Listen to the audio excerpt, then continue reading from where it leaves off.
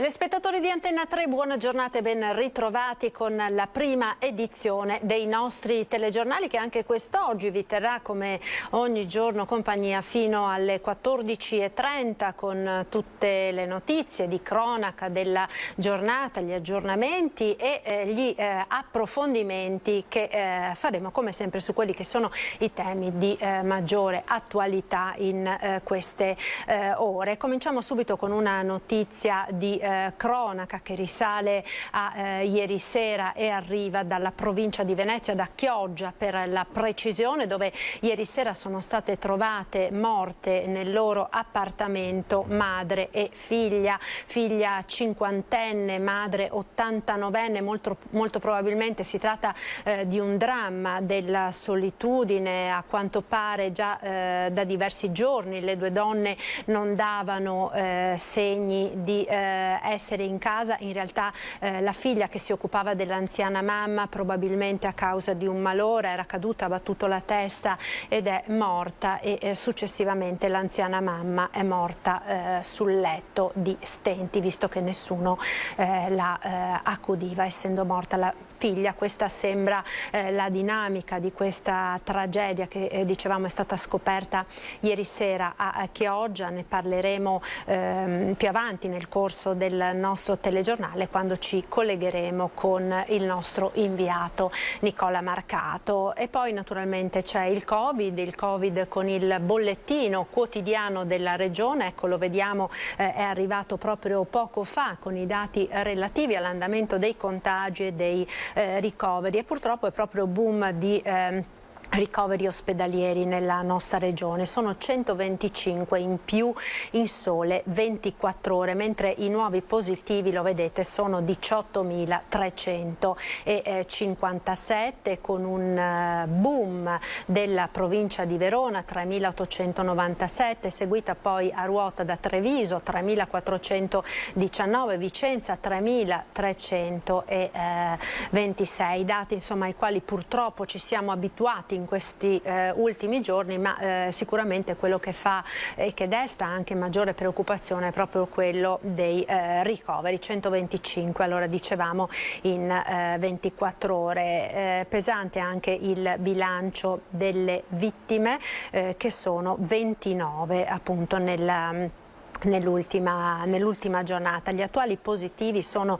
232.482 più 8.337 rispetto a ieri. Molto pesante, quindi dicevamo, la pressione sugli ospedali. Nei reparti medici sono ricoverati 1.727 pazienti Covid più appunto 125, mentre nelle terapie intensive sono 208 più 2 rispetto a ieri. Ed è proprio questo uno degli aspetti, quello dei conteggi, dei positivi tra i ricoverati, che sta facendo maggiormente discutere, che è sul banco di quelle che sono le richieste delle regioni al governo. C'è peraltro appunto la notizia di questa mattina, secondo la quale i pazienti ricoverati in ospedale per cause diverse dal Covid, che risultano positivi poi ai test al SARS-CoV-2 ma asintomatici, qualora assegnati in isolamento al reparto di afferenza della patologia, saranno conteggiati come caso Covid, ma non saranno però conteggiati tra i ricoveri in area medica Covid. Questa era la richiesta delle regioni, e la notizia è stata come dire, diramata da una circolare del Ministero della Salute, che avrebbe accolto le richieste delle regioni in questo senso, anche se proprio poco fa è arrivata una nota del Ministero che fa sapere che appunto non risulta ancora alcun atto formale disposto dal Ministero della Salute in questo senso. Vedremo naturalmente come si svilupperà la questione nelle prossime ore. E per continuare a parlare di Covid, ringrazio per essere con noi il nostro primo ospite. Buongiorno Presidente Roberto Volpe, Presidente di URIPA Veneto, l'Unione quindi delle case di riposo della nostra regione. Buona giornata e grazie per essere con noi. Buongiorno a lei e ai suoi telespettatori. Ecco, allora abbiamo sentito, no? C'è un boom di ricoveri nella nostra regione e abbiamo sentito anche proprio ieri nel corso del punto stampa del Presidente della Regione Zaia con l'assessore Manuela Lanzarin che purtroppo questo maledetto virus è tornato nuovamente a bussare alle porte delle case di riposo con diversi focolai che sono stati appunto riscontrati nelle RSA del Veneto, anche se fortunatamente, insomma, lo possiamo davvero dire, il vaccino sta facendo il suo lavoro. Mi pare che l'ultimo dato fornito ieri dall'assessore sia proprio quello di 550 positivi nelle RSA in tutto il Veneto, dei quali però solo 20 sono ricoverati, numeri quindi decisamente diversi da quelli dello scorso anno, no? Sì, questo è un dato oggettivo che fa capire quanto efficace, quanto le residenze per anziani oggi siano la dimostrazione dell'efficacia della campagna di vaccinazione. Le nostre comunità oggi, costituite da anziani e da ragazzi e ragazze che lavorano, sono tutti con il ciclo vaccinato completato. E se lei si ricorda, quando abbiamo fatto la trasmissione più o meno in pari data l'anno scorso, con che stato d'animo affrontavamo lo stesso tema. L'anno scorso i numeri che citavamo non erano numeri di contagiati, ma erano numeri di decessi. Quindi cosa sta rappresentando questa situazione? Che, come detto, il vaccino tiene, ma soprattutto che oggi le strutture per anziani, paradossalmente rispetto a tutto il processo che abbiamo avuto l'anno scorso, si stanno dimostrando dei luoghi sicuri e non posso anche non fare qualche considerazione rispetto alla prima notizia che ha dato lei oggi, drammatica, del decesso di un anziano al domicilio. Ecco, questo credo sia l'esempio che merita una riflessione, che probabilmente tutto quello che si è detto in questo anno, nel senso che noi eravamo luoghi di morte, luoghi di sventura e chi più ne ha più ne metta, oggi abbiamo la dimostrazione che come il sistema di assistenza agli anziani non deve prevedere il primato dell'uno nell'altro, ma certamente neanche la demolizione del modello di struttura residenziale come si è detto in questo ultimo anno.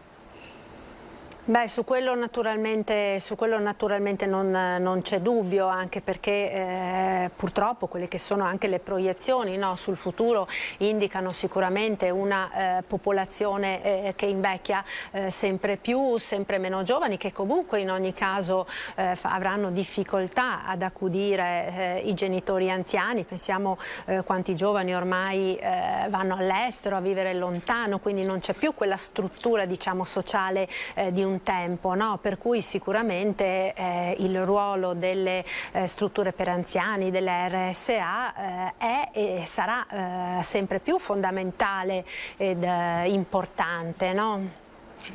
Sì, guardi, io sono assolutamente d'accordo con cosa ha detto lei, siamo alle porte, tra una decina, 10-15 anni arriverà, diciamo, nella nostra società arriverà e ci travolgerà tutta la generazione dei baby boomers e che porterà in rapporto numeri importanti anche sul tema della non autosufficienza, su cui oggi noi non siamo assolutamente preparati.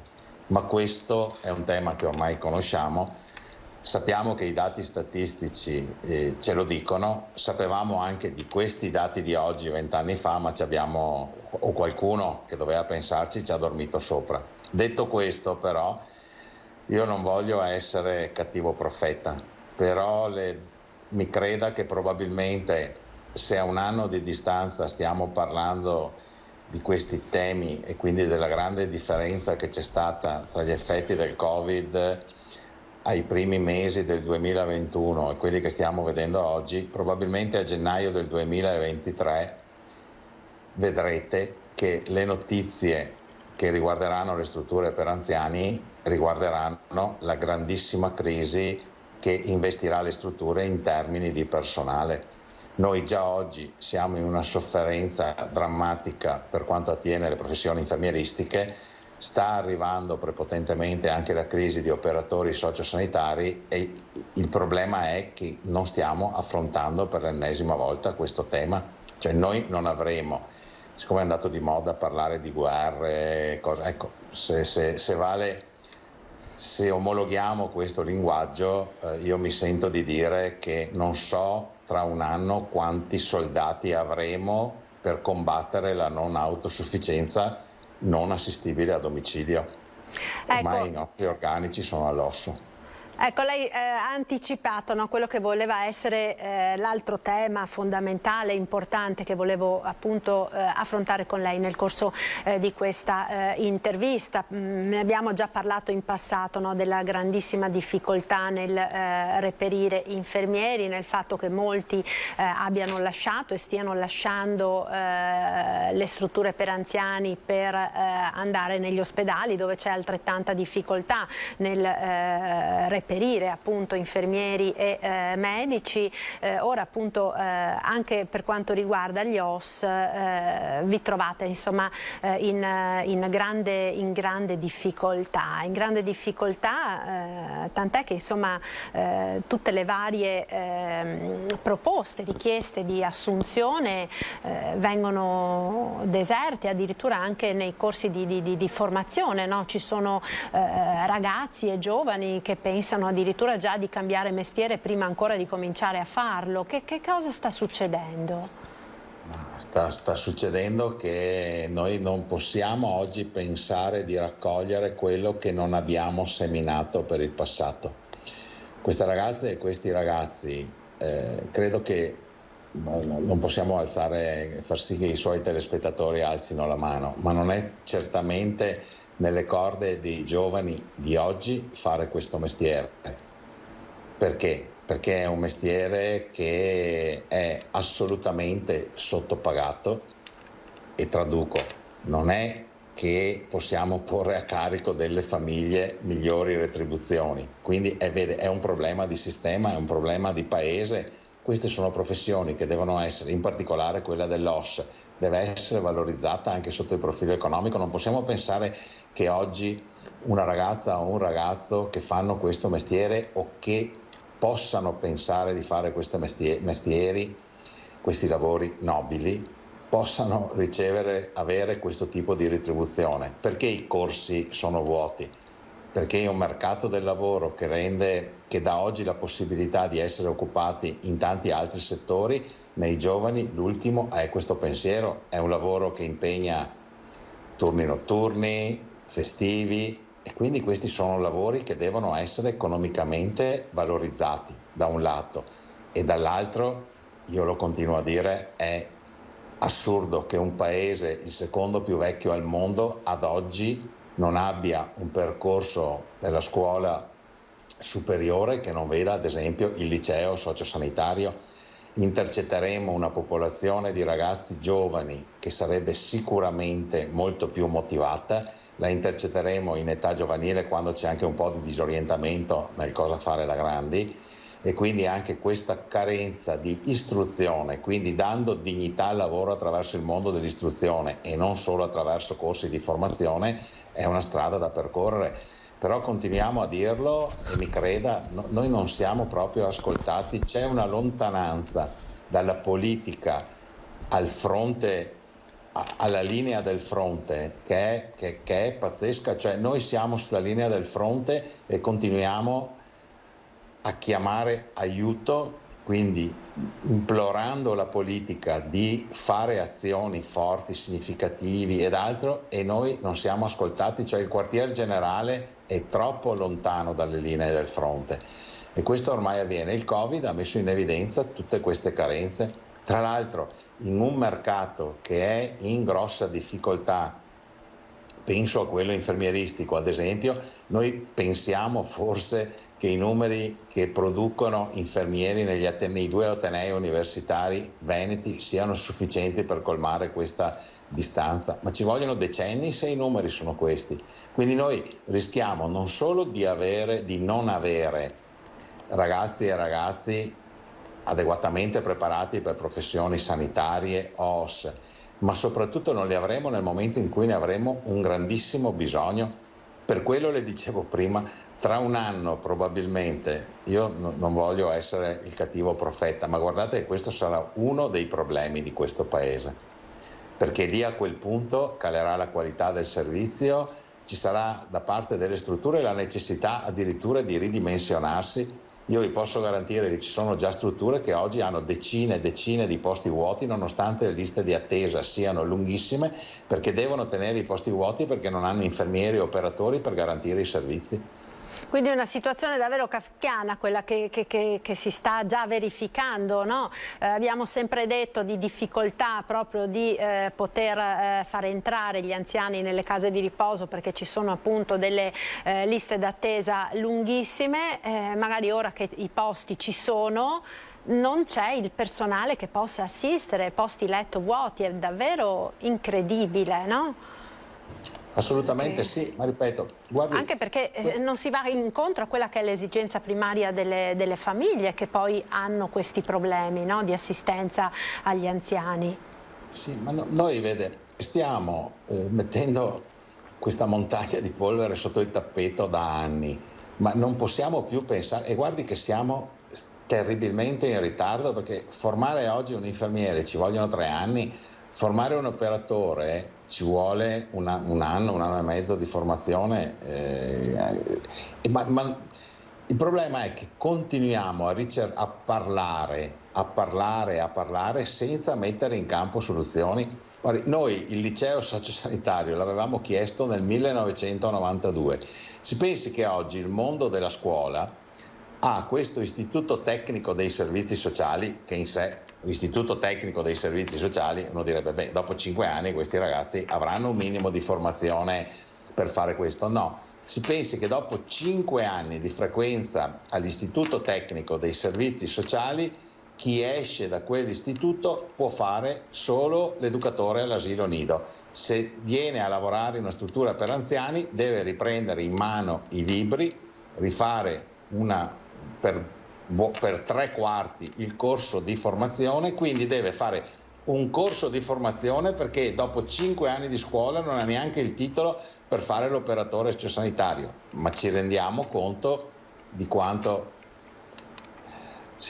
poco intelligenti siamo, e nonostante ci sia l'appello di dire basta modificare il piano di studi di questi istituti introducendo in 5 anni quelle 200, 300, 400 ore che servirebbero per poi questi ragazzi avere un minimo di preparazione sanitaria, quindi essere già operatori sociosanitari anche con una qualifica che viene da 5 anni di scuola superiore, e addirittura quale sarebbe il beneficio nel momento in cui questi ragazzi procedessero in questo percorso, ovvero iscriversi all'università a fare gli infermieri piuttosto che i medici. Niente, dopo noi ci lamentiamo di questa carenza, ma non stiamo facendo assolutamente niente. I numeri degli infermieri formati negli atenei sono sostanzialmente costanti anche a 2 anni da Covid, con pochi aumenti. I ragazzi e le ragazze non sono stimolate a fare questi tipi di mestiere, perché sono mestieri che comportano anche un certo tipo, l'abbiamo detto prima, di sacrificio, però noi non stiamo facendo niente se non continuare a parlare,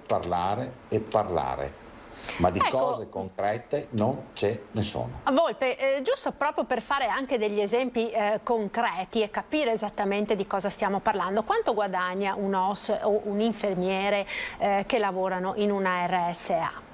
Guardi, le tipologie contrattuali diciamo sono sostanzialmente 2. Il contratto del personale che lavora negli enti cosiddetti no profit, un operatore si aggira dai 1.200 ai 1.300 euro mensili e un infermiere va dai 1.600 ai 1.700. Nel mondo pubblico, quindi enti locali e sanità, la differenza retributiva sarà intorno ai 100-150 euro. Le dico solo mensili. Io le dico un esempio concreto.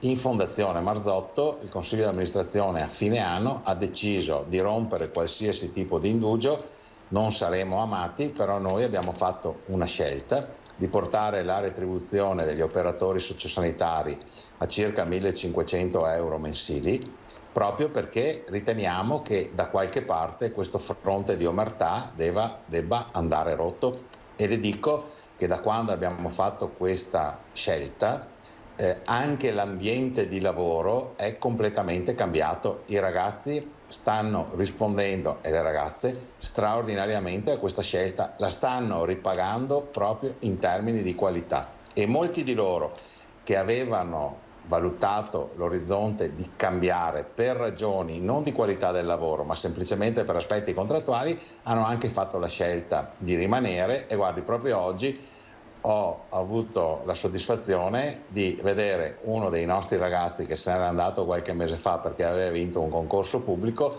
rientrare. Quindi, se è vero che i soldi non fanno la felicità, immaginiamoci la miseria. È pur vero che se cominciamo tutti a fare delle scelte da non porre a carico però delle rette degli ospiti, perché questo è un altro tema importante.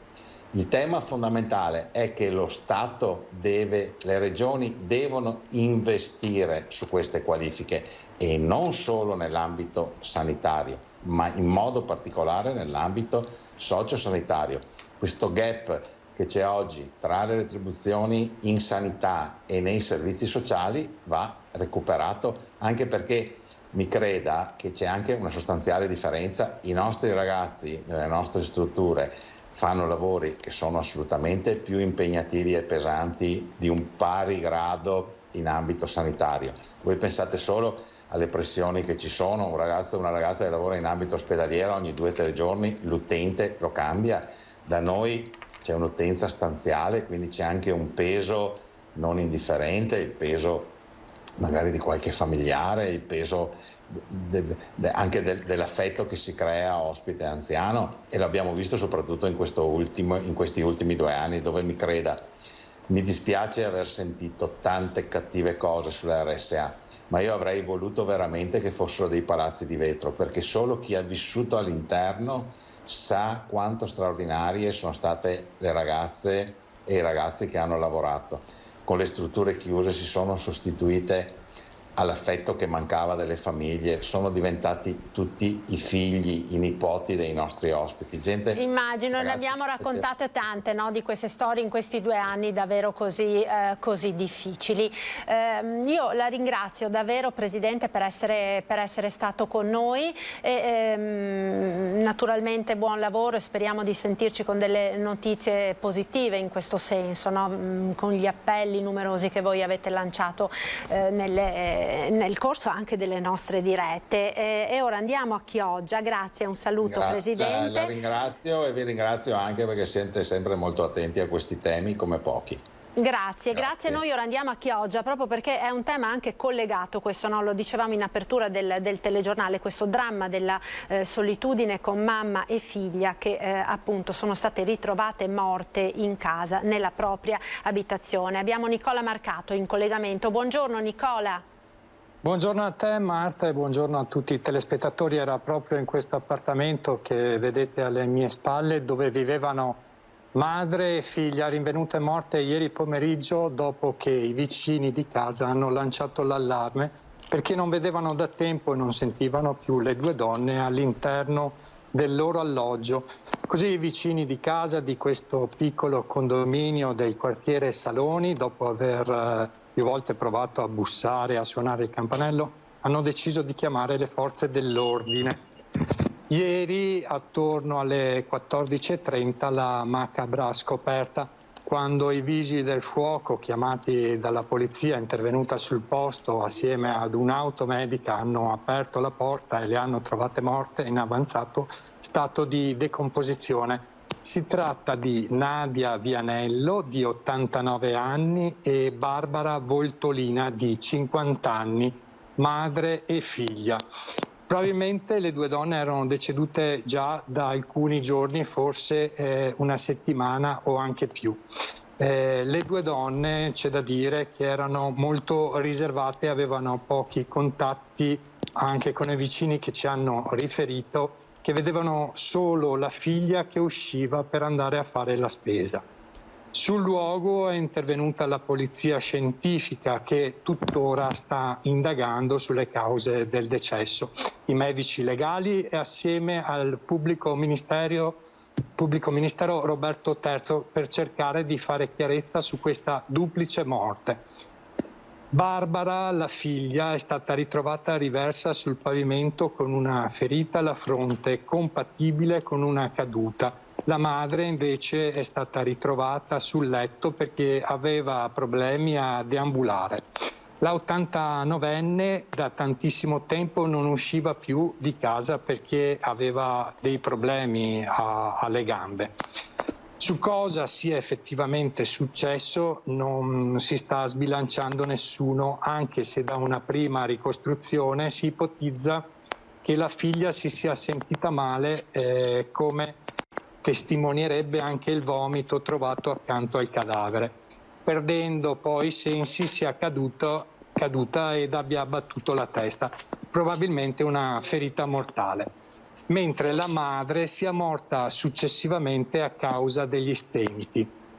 Questa naturalmente è solo un'ipotesi. Le cause della morte sono ancora un mistero e solo l'autopsia disposta dal magistrato potrà chiarire le cause del decesso delle due donne.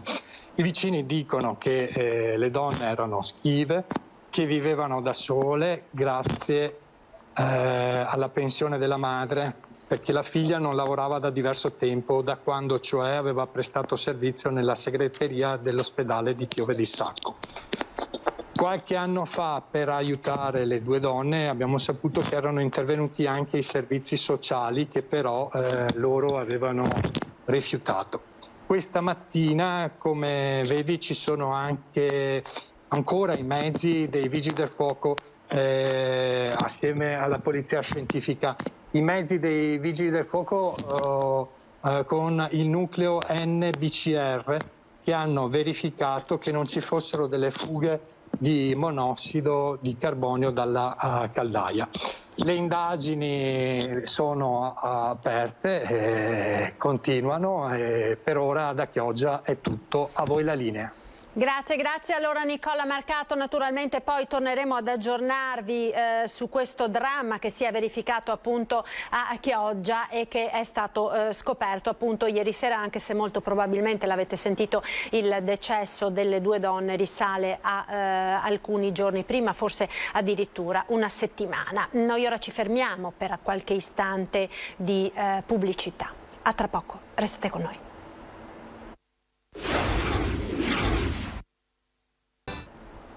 Eccoci nuovamente in diretta con la prima edizione dei nostri telegiornali. Abbiamo visto all'inizio del TG quelli che sono i dati relativi all'ultimo bollettino sull'andamento dei contagi nella nostra regione: 18.357 nuovi positivi in Veneto. Abbiamo anche la tabella da farvi vedere con l'aiuto appunto della regia della videografica e il dato diciamo che spicca maggiormente è proprio quello del boom dei ricoveri ospedalieri, 125 in più nelle ultime 24 ore in area medica, mentre nelle terapie intensive ci sono 208 pazienti ricoverati, più 2 rispetto a ieri, 29 le vittime. E nella giornata di oggi tutte le aziende sanitarie della regione hanno convocato una conferenza stampa per fare proprio il punto sull'andamento della pandemia nei rispettivi territori. Ci colleghiamo quindi subito con Venezia, con il nostro Filippo Fois che assieme a Paola Barbato sta appunto per entrare alla conferenza stampa dell'ULSS 3 Serenissima. Buongiorno Filippo.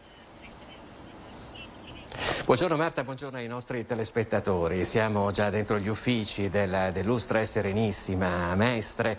Tra poco comincerà la conferenza stampa di aggiornamento sulla situazione dei contagi e delle ospedalizzazioni nel veneziano da parte del direttore generale dell'azienda sanitaria Edgardo Contato. Io credo che sostanzialmente possiamo già dire che per come è stata l'evoluzione i dati del veneziano rispecchino sostanzialmente ciò che sta accadendo anche nel nel resto del Veneto. A Venezia diciamo che la novità di queste ore riguarda i punti tampone. C'erano stati dei problemi nei vari punti tampone che erano stati allestiti sul territorio dell'azienda sanitaria, perché chiaramente ci si è trovati a dover fronteggiare una richiesta abnorme rispetto a quelli che erano i mezzi messi in campo in queste ultime settimane, per cui inevitabilmente si erano formate delle code anche di diverse ore che avevano generato un certo malcontento nell'utenza. Ebbene, la novità che verrà annunciata tra poco dal direttore generale Edgardo Contato è l'aumento, un grosso aumento dei punti tampone, grazie anche a delle convenzioni con dei privati, si tratti di punti della Croce Rossa oppure farmacie oppure ancora aziende, diciamo laboratori privati, di ospedali privati. E ancora l'altra grossa novità sarà il fatto che si accederà al tampone solamente con prenotazione, vale a dire, sapete che con un'impegnativa del medico ci si poteva presentare al punto tampone. Bene, una volta che si ha questa impegnativa bisognerà però comunque passare attraverso la prenotazione. In effetti questo era stato uno dei più grossi problemi che si erano manifestati, il fatto che non fosse prevedibile il numero di persone che si presentavano e a che ora, essendo proprio prive di prenotazione. Queste sono le due anticipazioni che possiamo darvi tra quelli che saranno gli argomenti che saranno trattati tra breve nel corso della conferenza stampa. Marta. Ecco, allora, quindi sostanzialmente sapete già da quando si partirà con questo nuovo sistema, Filippo, proprio perché in queste ultime ore l'abbiamo raccontato più volte, no? Anche nei nostri telegiornali, quali siano le difficoltà, in questo caso specifico l'ULSS 3 Serenissima, ma insomma è in tutta la regione, no? Purtroppo che si stanno registrando lunghissime code ai Covid point per i tamponi, sia per quelli di verifica della positività, sia per quelli di uscita dalla quarantena, con tutta la partita poi delle scuole che sono ricominciate. Oggi è il quinto giorno e i numeri purtroppo sono davvero importanti, no? Quelli delle classi in isolamento e quarantena per alunni positivi o contatti di positivi, no? Che poi tra l'altro si tratta di un problema che non è solamente, che non riguarda solamente le scuole, anche se se ne parla parecchio. Il problema delle quarantene riguarda praticamente tutti, nel senso che è un problema che coinvolge tutte le aziende, per esempio, in cui circa un dipendente su 10 è stato calcolato, si trova in quarantena. L'altro giorno, per fare un esempio per quello che riguarda il veneziano, la Confesercenti di Venezia ha dato gli stessi dati anche per i bar, i ristoranti e i bar, i ristoranti e anche gli alberghi di Venezia, che stanno patendo un grosso numero di dipendenti che si trovano in quarantena perché sono positivi oppure perché hanno avuto dei contatti con dei positivi. Addirittura la previsione è che durante il picco di contagi, per quello che riguarda questo settore che vi ho detto, sarà di circa il 40% dei dipendenti, che significherebbe, se venisse effettivamente, se si avverasse effettivamente questa prospettiva, quasi un azzeramento del comparto, che a quel punto sarebbe quasi fermo del tutto. Questo ci porta tra l'altro anche a parlare del carnevale a Venezia, che è uno degli argomenti che è all'ordine del giorno in questo momento. Però sapete, con un comparto turistico fortemente provato dalle limitazioni e dalle nuove ondate di coronavirus, molti operatori del settore stavano guardando con una certa speranza all'arrivo del carnevale. Lo stesso sindaco di Venezia, Luigi Brugnaro, aveva assicurato che si svolgeranno delle iniziative chiaramente nel pieno rispetto di tutte le normative anticontagio.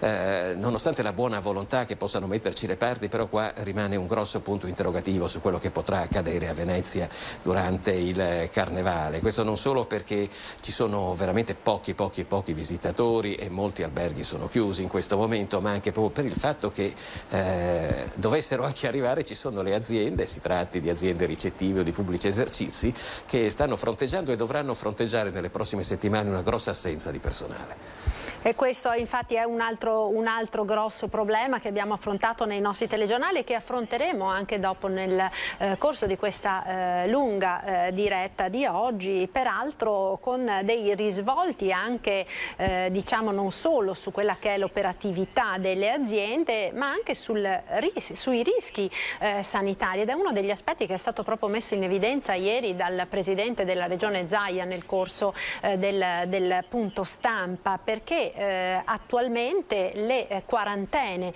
dei lavoratori contatti di positivi non vengono classificate come malattia, per cui il lavoratore che rimane a casa deve mettersi in ferie piuttosto che in permesso oppure in assenza non retribuita, e questo naturalmente potrebbe anche portare a come dire, non rivelare di essere contatto di positivo, proprio per evitare di andare a consumare le ferie oppure di rimanere senza stipendio. Quindi c'è anche questa questione che sicuramente è da tenere in considerazione, potrebbe avere anche dei risvolti ovviamente su quella che è l'andamento, no, dei contagi della pandemia. Assolutamente, a parte ricordando che chiaramente è una cosa gravissima continuare ad andare in giro se si è appurata la propria positività, però si tratta di una questione con la quale bisognerà fare i conti, così come abbiamo sempre detto, e l'ha detto anche il presidente Zaia, del fatto di questa pandemia che cambia non solo con le varianti ma anche con le nuove situazioni che dobbiamo affrontare nella nostra vita quotidiana. In questo momento stiamo affrontando quella fase di cui si era parlato molto spesso, di convivenza col virus, perché di fatto nonostante questa ondata di contagio sia molto ampia, noi in questo momento, a parte le misure minime che sono quelle della mascherina, chiaramente di igienizzarsi le mani, di farsi il tampone ogni tot a seconda di dove si deve andare, di avere il Green Pass, stiamo continuando, diciamo, una vita senza limitazioni. Questo significa che dal punto di vista, anche perché non potremmo più probabilmente, e molti non potrebbero più permettersi la chiusura della propria attività, questo significa che dovremo però attraversare nelle prossime settimane una nuova situazione, che è quella comunque di una regione aperta che continua a lavorare, continua a produrre, ma purtroppo dovrà anche fare i conti con delle assenze dal posto di lavoro. Chiaramente la speranza è che una volta arrivato il picco di contagi si possa tornare alla normalità, magari verso la fine di febbraio. Io quasi quasi lo chiederei. Vedo che è entrato il direttore generale dell'azienda sanitaria ULSS 3 Serenissimo, Edgardo Contato, che saluto e che ringrazio. Buongiorno per la sua disponibilità. Noi ci diamo il pugno come si usa. Direttore, chiedo immediatamente com'è la situazione, contagi e ospedalizzazione. I contagi sono altissimi e abbiamo anche oggi superato i 2000, ieri registriamo i dati di ieri, abbiamo superato i 2000 positivi su un numero consistente di tamponi che si aggira attorno ai 15.000, quindi un'incidenza molto elevata.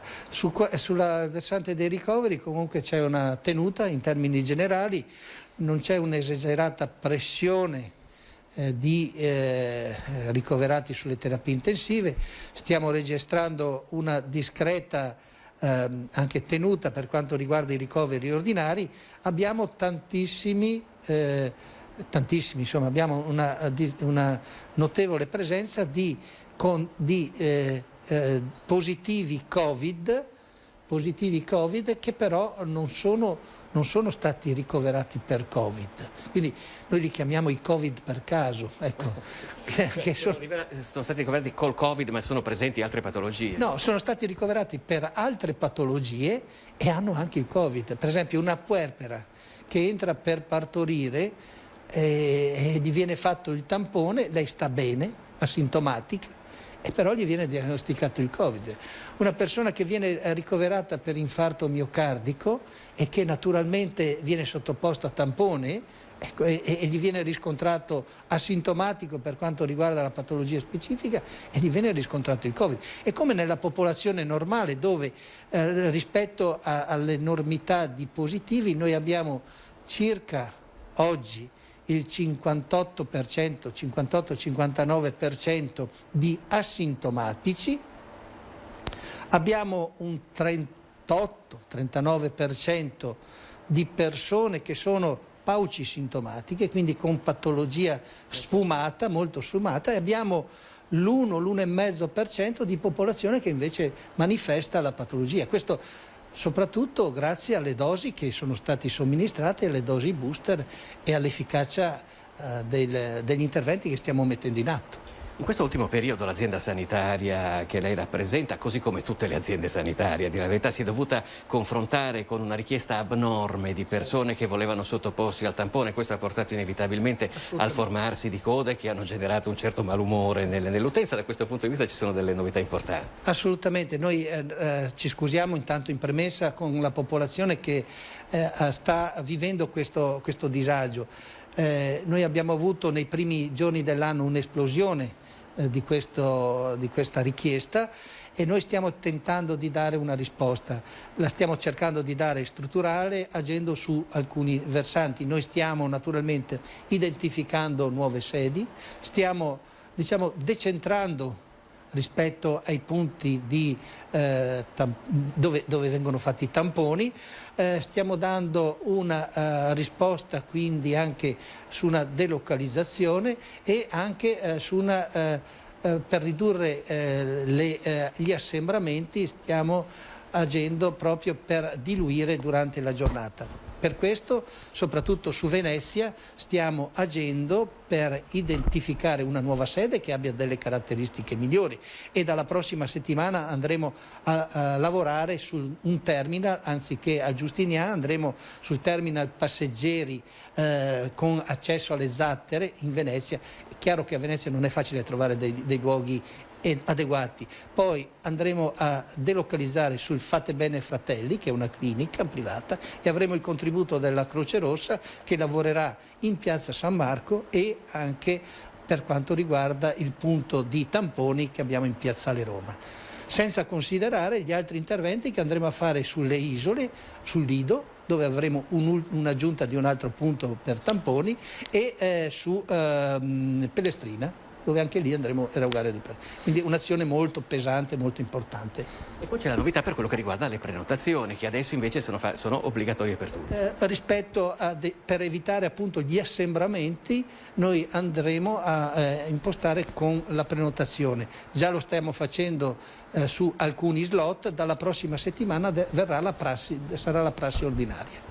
Ecco Filippo, io ti ringrazio per questo collegamento. Stiamo lavorando anche su quello, proprio in modo tale da aiutare in questo percorso il cittadino a dare tutte quelle informazioni ed evitare le lungaggini burocratiche che si hanno nel momento in cui si va a fare il tampone. Grazie mille al dottor Contatto, direttore generale dell'Ulstre Serenissima. Adesso andiamo tutti in conferenza stampa, chiaramente lo vedrete poi nel nostro telegiornale di questa sera. Noi restituiamo la linea allo studio. Grazie a Filippo Fois e al direttore generale dell'Uls Serenissima per queste informazioni. Noi abbiamo ora in collegamento il nostro prossimo ospite, lo ringrazio davvero per essere con noi, il senatore del Partito Democratico Andrea Ferrazzi. Buongiorno senatore, grazie per essere con noi. Buongiorno, grazie a lei.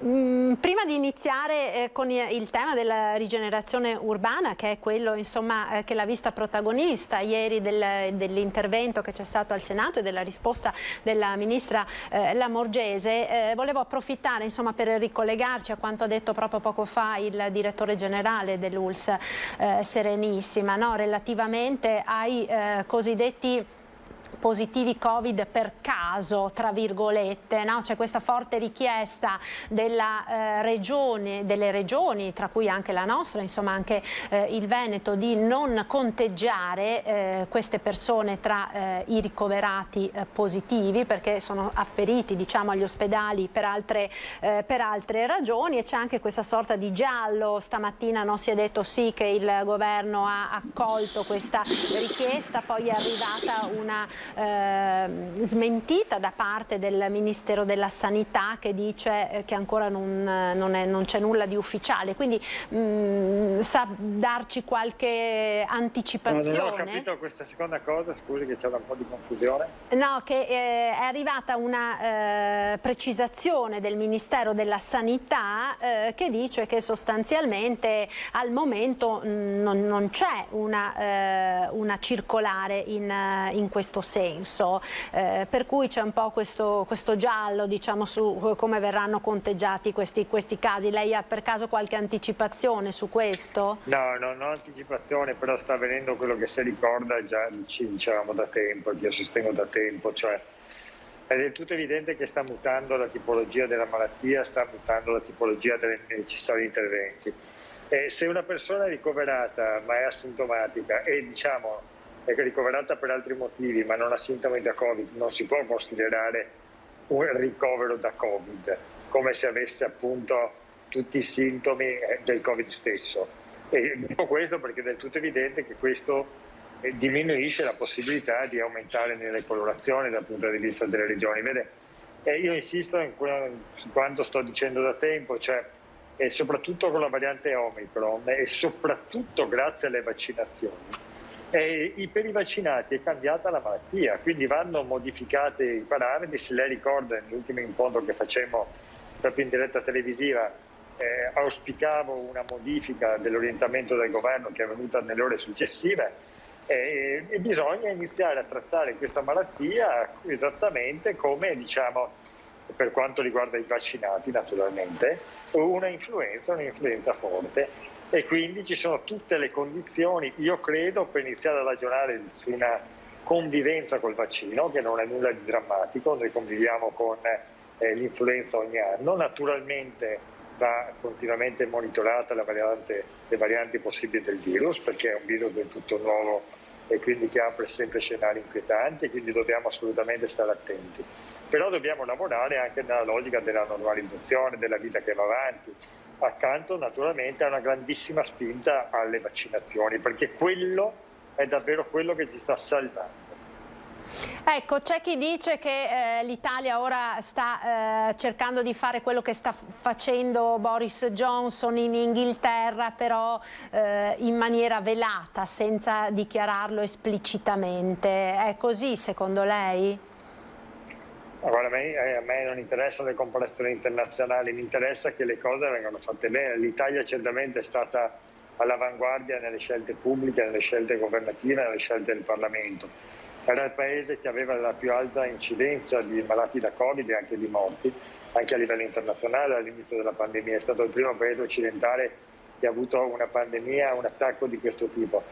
E le risposte che sono state date sono risposte certamente rapide. Lo stesso Fauci proprio ieri ha riconosciuto come l'Italia è più avanti anche degli Stati Uniti rispetto alla vaccinazione. Capisce, se noi arriviamo, e sembra che sia possibile entro poche settimane, al 90% della vaccinazione, cambia il quadro, cambia il quadro complessivo. Possiamo davvero immaginare di un avvicinamento alla primavera che ci porti verso un sistema, diciamo, di vita, di convivenza normale.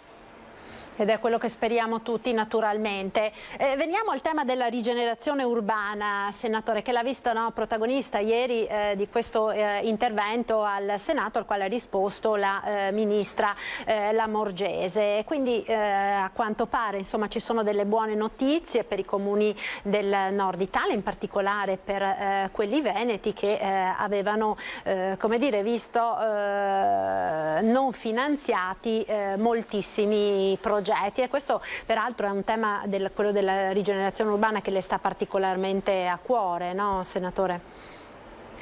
Sì, da tempi non sospetti, diciamo.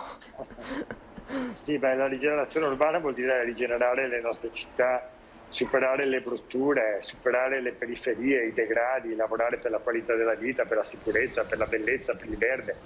Io sono il primo firmatario del disegno di legge di rigenerazione urbana, che tra l'altro proprio questo pomeriggio alle 5:30 abbiamo l'ultimo incontro col ministro Giovannini per definire i dettagli degli emendamenti, perché siamo nella condizione nelle prossime settimane finalmente di votare in aula. Sarà una cosa straordinaria, perché per la prima volta il nostro Paese potrà avere una legge sulla rigenerazione urbana per la qualità della vita dei nostri cittadini.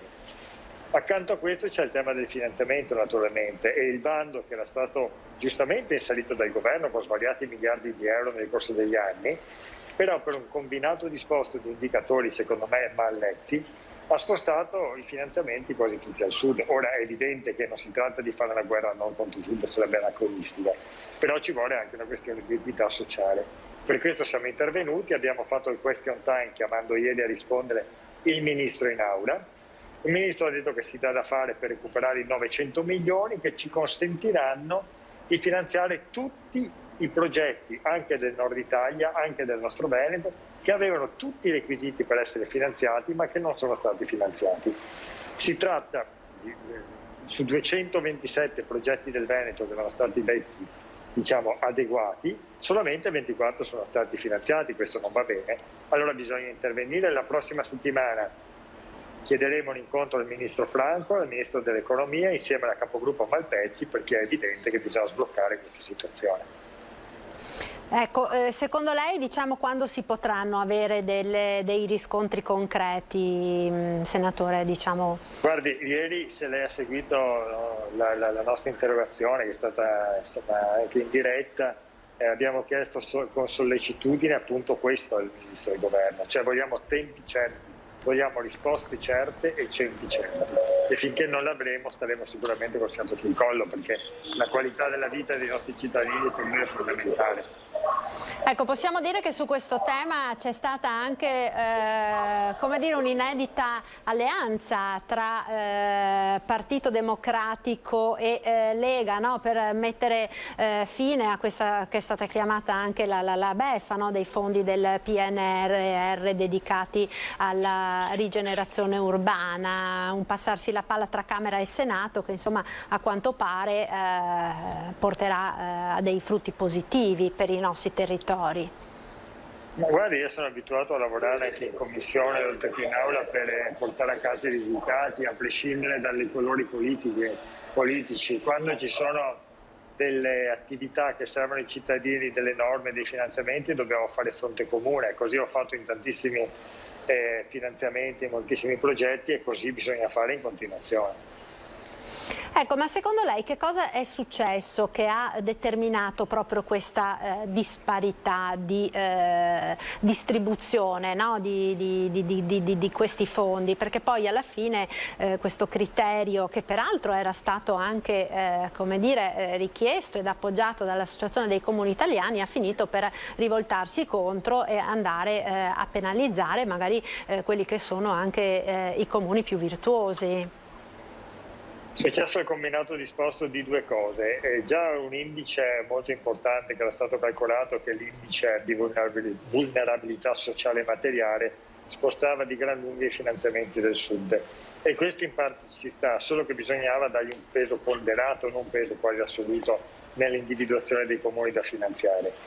Secondariamente è stata inserita una cosa positiva da parte del governo, cioè sono stati aggiunti dei fondi ai fondi precedenti, con il PNRR, cosa assolutamente importante perché aumentava il stanziamento complessivo del finanziamento e accelerava i tempi.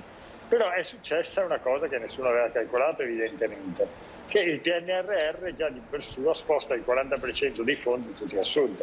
Il combinato disposto dell'indice di vulnerabilità e del finanziamento del PNRR ha moltiplicato ancora di più, dal punto di vista proprio dell'automatismo della concessione dei finanziamenti, il finanziamento alle città del Sud Italia.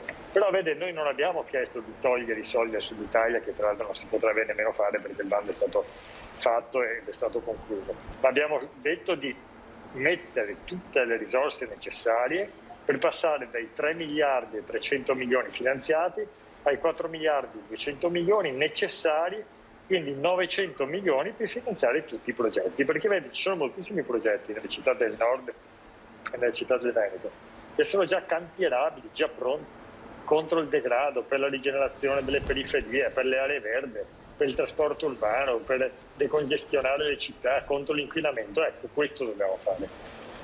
Sì, quindi una serie di progetti che potrebbero veramente cambiare il volto di tante città, anche perché insomma i soldi sono tanti, come non se ne erano mai visti prima, i soldi che abbiamo dire, visto no? sono tantissimi, i soldi che abbiamo messo sono tantissimi e ne arriveranno anche moltissimi, però come dicevo ieri al Ministro durante l'audizione, anzi ai Ministri, perché accanto al Ministro Lamorgese c'era anche il Ministro della Mobilità e delle Infrastrutture Sostenibili Giovannini. Questa è la prima calata nei territori del PNRR. È importantissimo che vengano calati bene e in maniera credibile. Senz'altro, ci giochiamo un po' la faccia, no? Anche su questo, senatore, bisogna anche dirlo. Volevo ora affrontare un altro argomento di grande attualità e che l'ha vista anche protagonista in prima persona, che è quello della plastica monouso, perché da oggi finalmente insomma, è arrivato lo stop all'utilizzo di questi prodotti di plastica usa e getta, ed è, come dire, insomma, una notizia importante soprattutto per la riduzione dei rifiuti e dell'inquinamento dei territori, no? Beh, guardi, il tema della plastica è un tema allarmante. Noi abbiamo nell'Oceano Pacifico c'è un'isola di plastica, di microplastica, che galleggia, che è grande il doppio della superficie di tutta la Francia. Nel 2050 avremo nei nostri mari più tonnellate di plastica che tonnellate di pesce, con una devastazione anche nella nostra alimentazione, nella nostra salute diretta e indiretta. Oggi finalmente diventa attuativo quello che è stato un mio emendamento, votato unanimemente, devo dire, prima in Commissione per in Aula nella primavera scorsa, all'interno della legge di delegazione europea, che recepisce l'indicazione europea e però potenzia, cioè non solo vietiamo da oggi i prodotti usa e getta, che sono quelli che inquinano di più le nostre terre, i nostri mari, cioè i bicchieri di plastica che usi una volta e butti via, i piatti di plastica, i cotton fioc terribili, perché appunto uccidono migliaia e migliaia di animali e ne impediscono la riproduzione.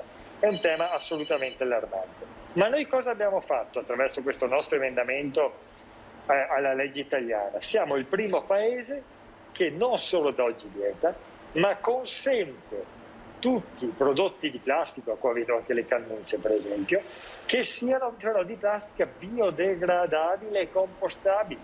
Quindi da una parte vietiamo le cose inquinanti e pericolose, ma dall'altra valorizziamo dal punto di vista dell'utilizzo e dal punto di vista industriale i prodotti all'avanguardia, biocompatibili. E vede, questo è importantissimo in valore assoluto e ancora di più lo è per il nostro Paese, perché il nostro Paese, dal punto di vista dell'economia circolare, dei prodotti biodegradabili e dei prodotti biocompostabili, è leader a livello europeo.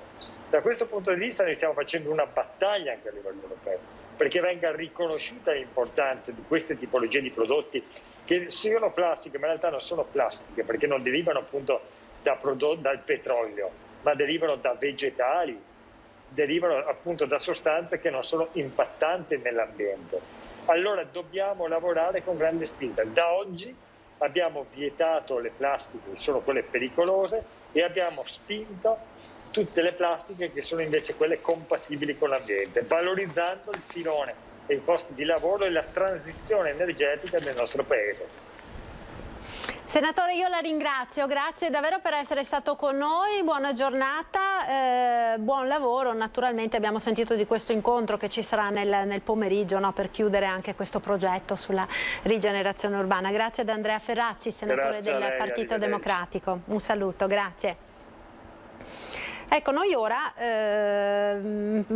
fatemi sapere dalla regia, ecco sì, lo vedo già in collegamento, il nostro prossimo ospite, lo ringrazio per essere con noi, Stefano Bellotto della Diconsum Treviso e Belluno. Grazie per essere in collegamento e per aiutarci a fare un po' di chiarezza su alcuni temi che senz'altro sono molto, come dire, a cuore dei cittadini e con i quali stiamo facendo i conti un po' tutti. Cominciamo dalla stangata per le bollette di luce e gas. Ne abbiamo parlato già altre volte. Ora con il nuovo anno è in arrivo questa ulteriore mazzata che va a colpire i cittadini ma anche le imprese.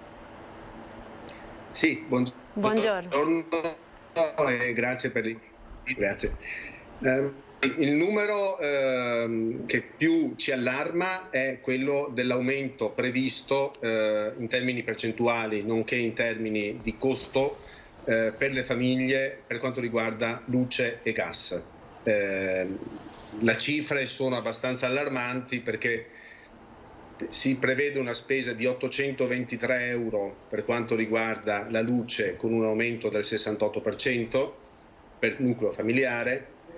Per quanto riguarda il gas la spesa attesa è di 1560 euro con un aumento del 64%. Questo è il dato che riguarda le famiglie.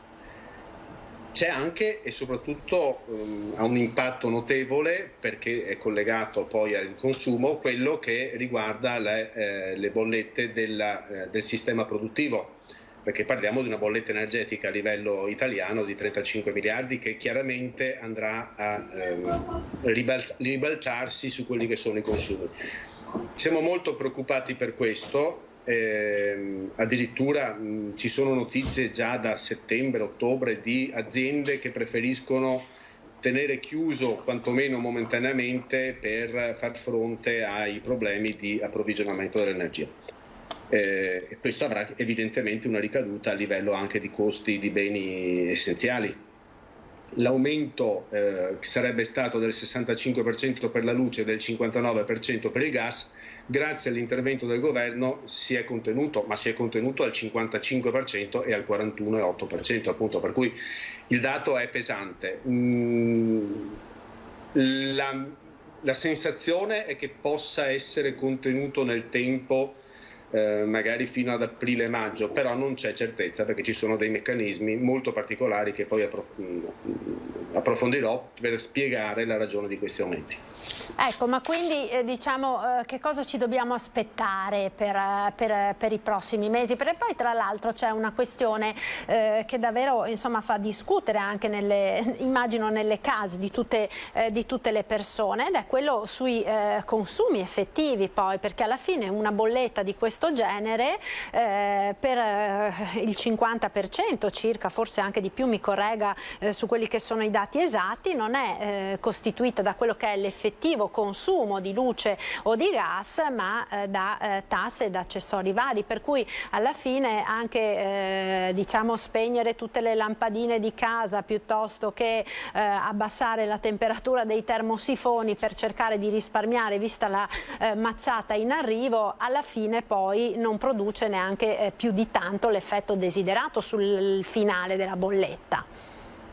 Sì, perché il costo finale di ciò che noi paghiamo alla società di fornitura dell'energia elettrica è dato solamente in parte da quella che è la componente energia e che è notevolmente aumentata per ragioni geopolitiche, eccetera, ma in gran parte è data da oneri di sistema, accise, piuttosto che altri componenti sui quali da tempo noi chiediamo un intervento. Il governo ha cominciato ad ascoltarci da un punto di vista su questa questione da ottobre, però le misure sono ancora insufficienti. L'occasione che noi stiamo vivendo, che è un'occasione eccezionale, ci deve far portare, e noi l'abbiamo chiesto al Ministero da tempo, ad un ripensamento globale di tutto ciò che non è direttamente collegato al costo energia per il futuro, perché le misure che vengono attuate attualmente, che vengono implementate attualmente, riguardano solamente un certo periodo di tempo, cioè le riduzioni ci saranno per 3 mesi, verranno magari prorogate, però noi dobbiamo intervenire strutturalmente sul costo di ciò che non è attinente al costo energetico, perché questo già sta salendo in maniera intervenire su tutto ciò che è accessorio e che non è relativo al prodotto energia. Ecco, e quindi secondo lei c'è una possibilità di vedere accolte, diciamo, questo, di intervenire in questo senso, Bellotto? Allora, il governo sta mettendo a punto, ed uscirà la settimana prossima, un decreto per intervenire ancora una volta per i prossimi 3 mesi per quanto riguarda le accise, per quanto riguarda gli oneri di sistema. Ribadiamo, non sono sufficienti 3 mesi, perché le prospettive sono di lungo periodo, perché non sappiamo quando usciremo da queste tensioni geopolitiche. In Turchia l'inflazione attualmente... C'è qualche problema nel collegamento, Bellotto, perché ogni tanto la voce rallenta e non la sento bene. Prego, vediamo se ora riusciamo a sentirla un po' meglio. Ecco, diciamo che le misure che il governo attua e mette in piedi attualmente, adesso, sono provvisorie, devono diventare strutturali per venire incontro a questa esigenza temporanea e anche per dare una vera e reale quantificazione del costo dell'energia. Costo dell'energia che per tensioni geopolitiche, la Russia con la questione Gazprom e il Nord Stream 2, la Cina per quanto riguarda l'approvvigionamento energetico, le scelte della Francia sul nucleare che si contrappongono a quelle della Germania, stanno portando ad un sistema nel quale l'Europa è il luogo dove si possono risolvere queste tensioni, ma l'Europa non riesce a risolvere. Noi chiediamo un mercato energetico a livello europeo perché la questione riguarda tutti. L'Europa ha un grandissimo sforzo sui vaccini, è necessario farlo, altrimenti diventa un problema anche di tensione, perché lei ricorderà i gilet gialli in Francia sono nati del costo del diesel. Non vorrei che la cosa diventasse un problema. La mia speranza, ripeto, è terribile. Allora, noi abbiamo problemi di approvvigionamento dalla Russia e va bene, però attenzione, i derivati sulle emissioni di CO2 che servono a finanziare la transizione energetica sono strumenti finanziari che stanno crescendo in maniera spropositata, sulle quali già lo stesso Presidente Draghi ha ricordato. Ecco, Bellotto, mi sente?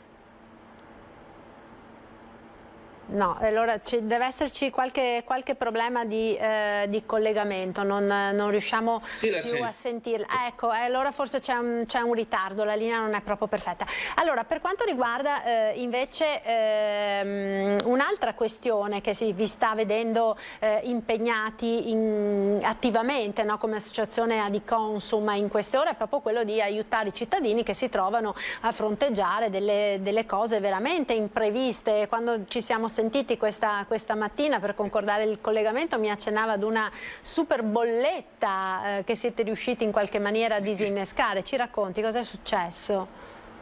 Ma è successo che ad una famiglia è arrivata una bolletta di 8.000 euro. Una bolletta di 8.000 euro per dei consumi che la famiglia non aveva fatto, anche perché si riferiva ad un periodo di 6 mesi. La compagnia era una piccola compagnia, io consiglio sempre di avere un fornitore che sia di dimensioni tali da avere una struttura di reclami sufficiente per poterci rispondere. Siamo riusciti, tempo 6 mesi, a rappresentare il fatto che il consumo era abnorme. Abbiamo peraltro scoperto che era collegata come codice utente ad una società e che pertanto questo avrebbe potuto giustificare il costo. Abbiamo dovuto fare intervenire l'ARERA, che è l'autorità di controllo sulle reti, e siamo riusciti a stornarla. Facciamo questa attività di tutela perché tante volte le persone non sono in grado di difendersi da sole di fronte a quella che è una patologia. Abbiamo l'altro fronte che è quello di informare attraverso riunioni periodiche con la cittadinanza e anche quello di rappresentare, perché ripeto, quando noi andiamo al Ministero a rappresentare i problemi lo facciamo in un'ottica di rappresentanza. Senz'altro, quindi attenzione, continuiamo a ribadirlo su questo fronte naturalmente. Ecco, volevo dire anche un'altra cosa. Prego. Sulle bollette. Io ho il caso di una famiglia la quale sta sistematicamente ignorando da circa 2 anni un importo per quanto riguarda consumi di acqua pari a oltre 4.000 euro. Le signori probabilmente hanno delle perdite, non si sono attivati, ho rappresentato la necessità che si attivino. Ecco, visto che in particolare sull'acqua poi alla fine a pagare è la collettività, è bene, è bene leggere quello che arriva, interpretarlo e non fermarsi al fatto che non si ritiene giusto, ma interpellare la società, perché questo evita problemi più grossi. Senz'altro, quindi è molto importante prestare attenzione a queste cose e non solo alle bollette, ma mi ricollego anche a un servizio che abbiamo fatto proprio ieri che ci arrivava dai Carabinieri di Castelfranco, la notizia che nelle ultime ore avevano addirittura sventato 3 truffatori online che erano riusciti a spillare parecchi soldini, insomma, a ignari consumatori. C'era l'operaio, la pensionata, l'impiegato che attraverso acquisti online loro proposti o mettendo in vendita online dei loro prodotti erano stati appunto agganciati da truffatori.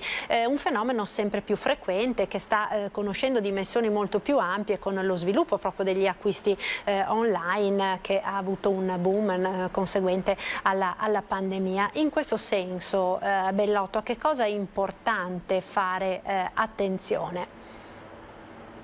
Guardi, è importante non essere gentili, lo dico con una cadenza, non essere gentili con chi ti telefona e non conoscendoti ti propone miracolosi acquisti piuttosto che altro, o miracolosi contratti tipo della luce piuttosto che altro. È importante leggere quello che arriva, perché magari sulla mail arriva: guardi che lei ha confermato un contratto, ci dica se le va bene o no. Non ignorare questo, per quanto riguarda luce e telefoni. Per quanto riguarda gli acquisti online, io posso raccontarle il caso di una persona che ha acquistato un'automobile per 10.000 euro online senza averla nemmeno vista. Il fatto che una cosa sia facile ed accessibile non vuol dire che venga incontro ai miei bisogni. Si alzi dalla sedia, vada presso un concessionario e veda la macchina che gli interessa. Non si facciano acquisti di cose importanti online. L'altra cosa a cui prestare attenzione per gli anziani, ma non solo, per tutti quanti, sono i messaggi che arrivano da, che ne so, c'è un pacco da poste, clicca sul link per vederlo, piuttosto che i messaggi che arrivano, ti stiamo bloccando il conto perché c'è una truffa. Fare attenzione, perché le banche hanno creato dei sistemi di sicurezza che permettono di identificare la persona, ma i truffatori le bypassano creando dei profili alternativi, per cui, ripeto, noi poi li assistiamo, perché mi sono capitati casi di persone che hanno avuto furti tramite il banco, ma tramite bonifici anche di 7, 8, 10.000 euro. Siamo riusciti, ci vogliono i loro 4-5 mesi per gestire la cosa, però si riesce a farlo. Stare molto attenti e, ripeto, non essere gentili al telefono, non essere gentili con chi esce e si presenta a casa tua. L'ultimo caso che mi è capitato è di 2 ragazzi che sono andati da una persona, gli hanno chiesto la bolletta della luce, questa gliel'ha dati e hanno attivato un contratto. Dopodiché alla signora è arrivato un messaggio sull'email: ti va bene questo contratto? È stato completamente ignorato. Bisogna stare attenti e, ripeto, non è necessario intrattenersi al telefono con persone che non si conoscono, ed è necessario, nel momento in cui si fanno degli acquisti importanti, presentarsi fisici e che si possono conoscere. Dopodiché, attenzione, ci sono strutture tipo Amazon, tipo PayPal, eccetera, che danno un'assistenza successiva di qualità. Ci sono piccoli siti internet che nascono per vendere televisori piuttosto che altri, i quali muoiono magari dopo 4 mesi e nel frattempo hanno incassato i soldi. Ho 2 casi in questo senso. Certo, quindi insomma attenzione, non esitate a rivolgervi poi alle forze dell'ordine, naturalmente dopo alle associazioni in caso ci sia anche qualcosa di sospetto. Io la ringrazio Bellotto per essere... Volevo solo precisare una cosa, informazioni per gli utenti. Quando vi telefonano che il mercato libero non esiste più, vi stanno dicendo una cosa che non è vera. Il mercato protetto, chiedo scusa, non esiste più, vi stanno dicendo una cosa non vera. Il passaggio dal mercato protetto dell'energia elettrica al mercato libero è stato prorogato al 1° gennaio 2024. Pertanto, cortesemente, o quando vi rispondono dite siamo operatori, sono un operatore anch'io dell'energia, e mettono giù il telefono, oppure dite guardate che il mercato cambia il 1° gennaio 2024, non oltre, arrivederci, grazie. Nel senso, bisogna essere fermi per autotutelarsi. Certo, quindi insomma questo è importante da sapere. Io la ringrazio per essere stato con noi, grazie, buona giornata, buon lavoro, e c'è qualche problema con il prossimo ospite, allora io direi andiamo intanto in pubblicità e ci rivediamo tra poco, restate con noi.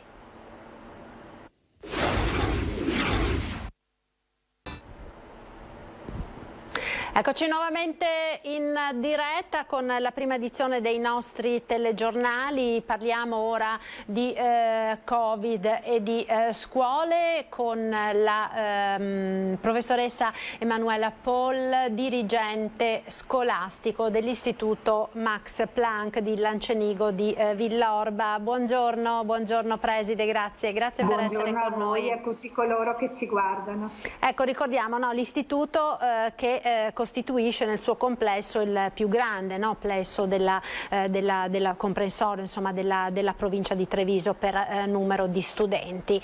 Abbiamo sentito...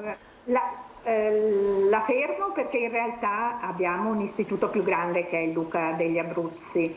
Diciamo che siamo uno degli istituti più grandi, siamo all'incirca 1400 studenti. Ecco, quindi tra i più grandi sicuramente della provincia di Treviso. È una situazione, diciamo, sicuramente difficile quella che si sta affrontando in questi giorni. La scuola è ricominciata da neanche una settimana, eppure il numero di classi in quarantena, in isolamento, i ragazzi in DAD sta crescendo in maniera davvero esponenziale. L'ultimo dato che ci è stato fornito dall'azienda sanitaria ieri sera ha visto schizzare a 666 in provincia di Treviso le classi tra quarantene e monitoraggi. Erano 300 e qualcosa, non ricordo, mi pare 306 il numero preciso il giorno precedente, più che raddoppiate in 24 ore, vedremo stasera quante saranno, quindi insomma non è una situazione facile quella che state affrontando. Sì, confermo che la situazione è estremamente complicata. Abbiamo anche noi un certo numero di classi cosiddette in autosorveglianza, cioè classi nelle quali se c'è un solo positivo gli altri sono a scuola con la FFP2 e hanno 10 giorni appunto di autosorveglianza. Oppure abbiamo classi nelle quali ci sono 2 positivi. In questo caso hanno accesso alla scuola solamente coloro che hanno una vaccinazione oppure la guarigione da Covid inferiore a 120 giorni, per cui abbiamo delle classi più che dimezzate perché trattandosi di una scuola secondaria noi abbiamo la maggior parte degli studenti vaccinata, però vaccinata a settembre per il rientro, pertanto hanno il Green Pass scaduto perché è superiore ai 120 giorni e in molti casi non avevano potuto prenotare la prima dose perché si parlava prima di 5 mesi, la terza dose scusate, si parlava di 5 mesi dall'ultima vaccinazione. Ora è stata fissata a 4 mesi, però chiaramente i ragazzi da poco hanno ottenuto il 4º mese, quindi una situazione veramente paradossale. Il numero invece di ragazzi che sono a casa per contagi avvenuti ancora durante le vacanze o per contatto è estremamente alto, per cui abbiamo la didattica digitale integrata, quindi le classi con un certo numero di studenti collegati e un altro numero più o meno alto in presenza. A questo aggiungiamo la situazione del personale, perché chiaramente abbiamo anche i positivi tra il personale. Noi abbiamo un numero limitato di personale sospeso, però insomma abbiamo anche il personale sospeso e soprattutto non siamo capaci di trovare i supplenti per tutta una serie di classi di concorso, per cui in questo momento insomma è una situazione molto complicata. Ecco, tanto per avere un'idea, diciamo, per quanto riguarda gli insegnanti, qual è la percentuale di assenti che voi avete in questo momento tra chi è in quarantena, chi è positivo, chi non è vaccinato e quindi è stato sospeso?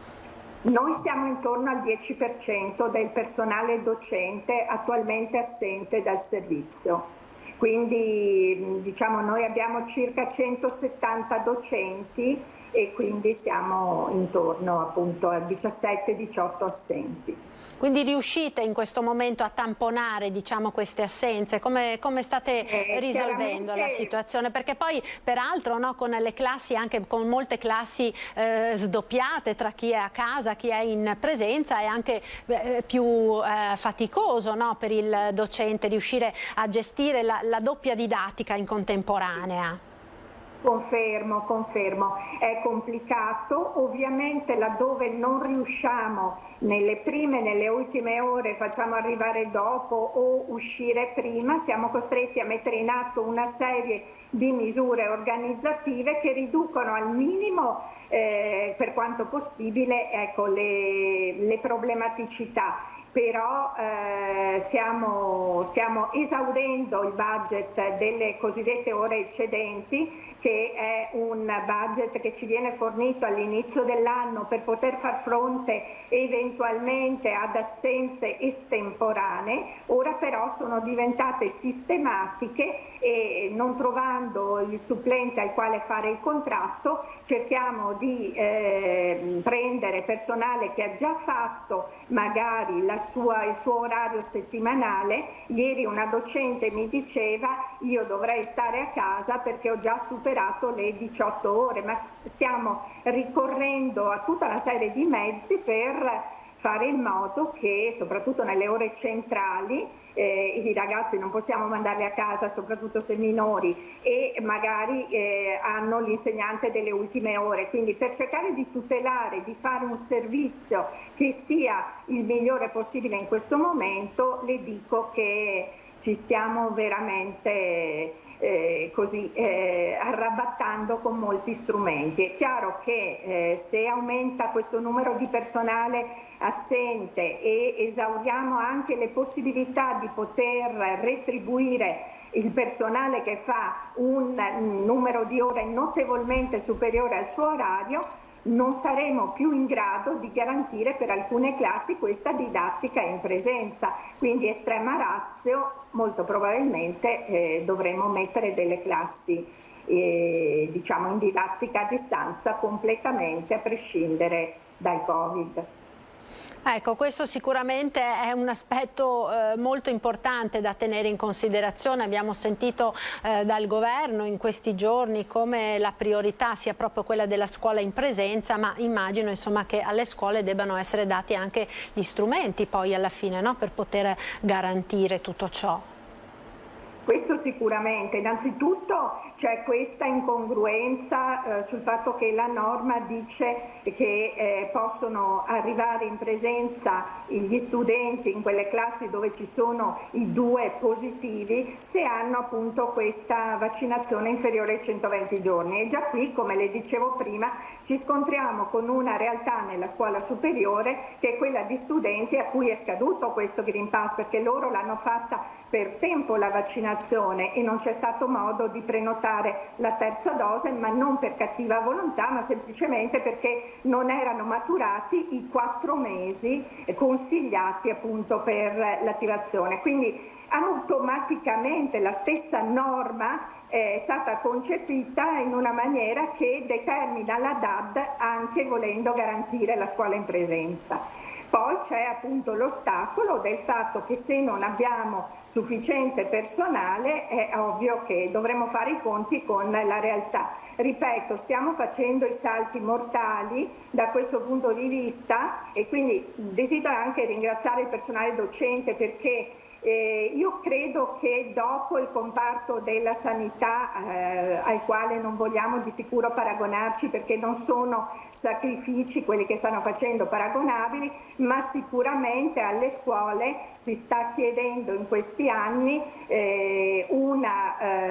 diciamo così, una resilienza veramente, un adattamento, una capacità di garantire il servizio in condizioni estremamente difficili. Questa DAD tanto vituperata ha permesso in realtà, in tempi in cui non ci muovevamo, quindi nel lockdown assoluto, ha permesso di garantire comunque un contatto. È chiaro che non sostituisce la relazione educativa e siamo tutti consapevoli che la scuola in presenza è un'altra cosa, però è anche una grande opportunità questa della DAD per continuare anche in questo momento dove le classi sono miste, quindi la dobbiamo chiamare didattica digitale integrata perché c'è gente in presenza e gente a distanza, ma è comunque un'opportunità che però determina per i docenti una modifica dello stile, dei comportamenti, degli strumenti stessi, quindi il personale docente ha fatto veramente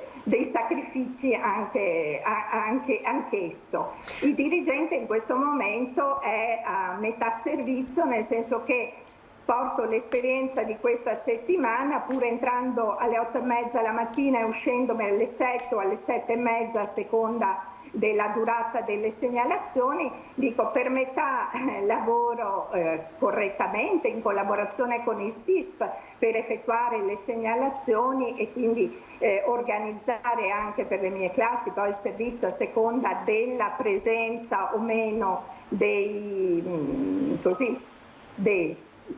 positivi e dei negativi.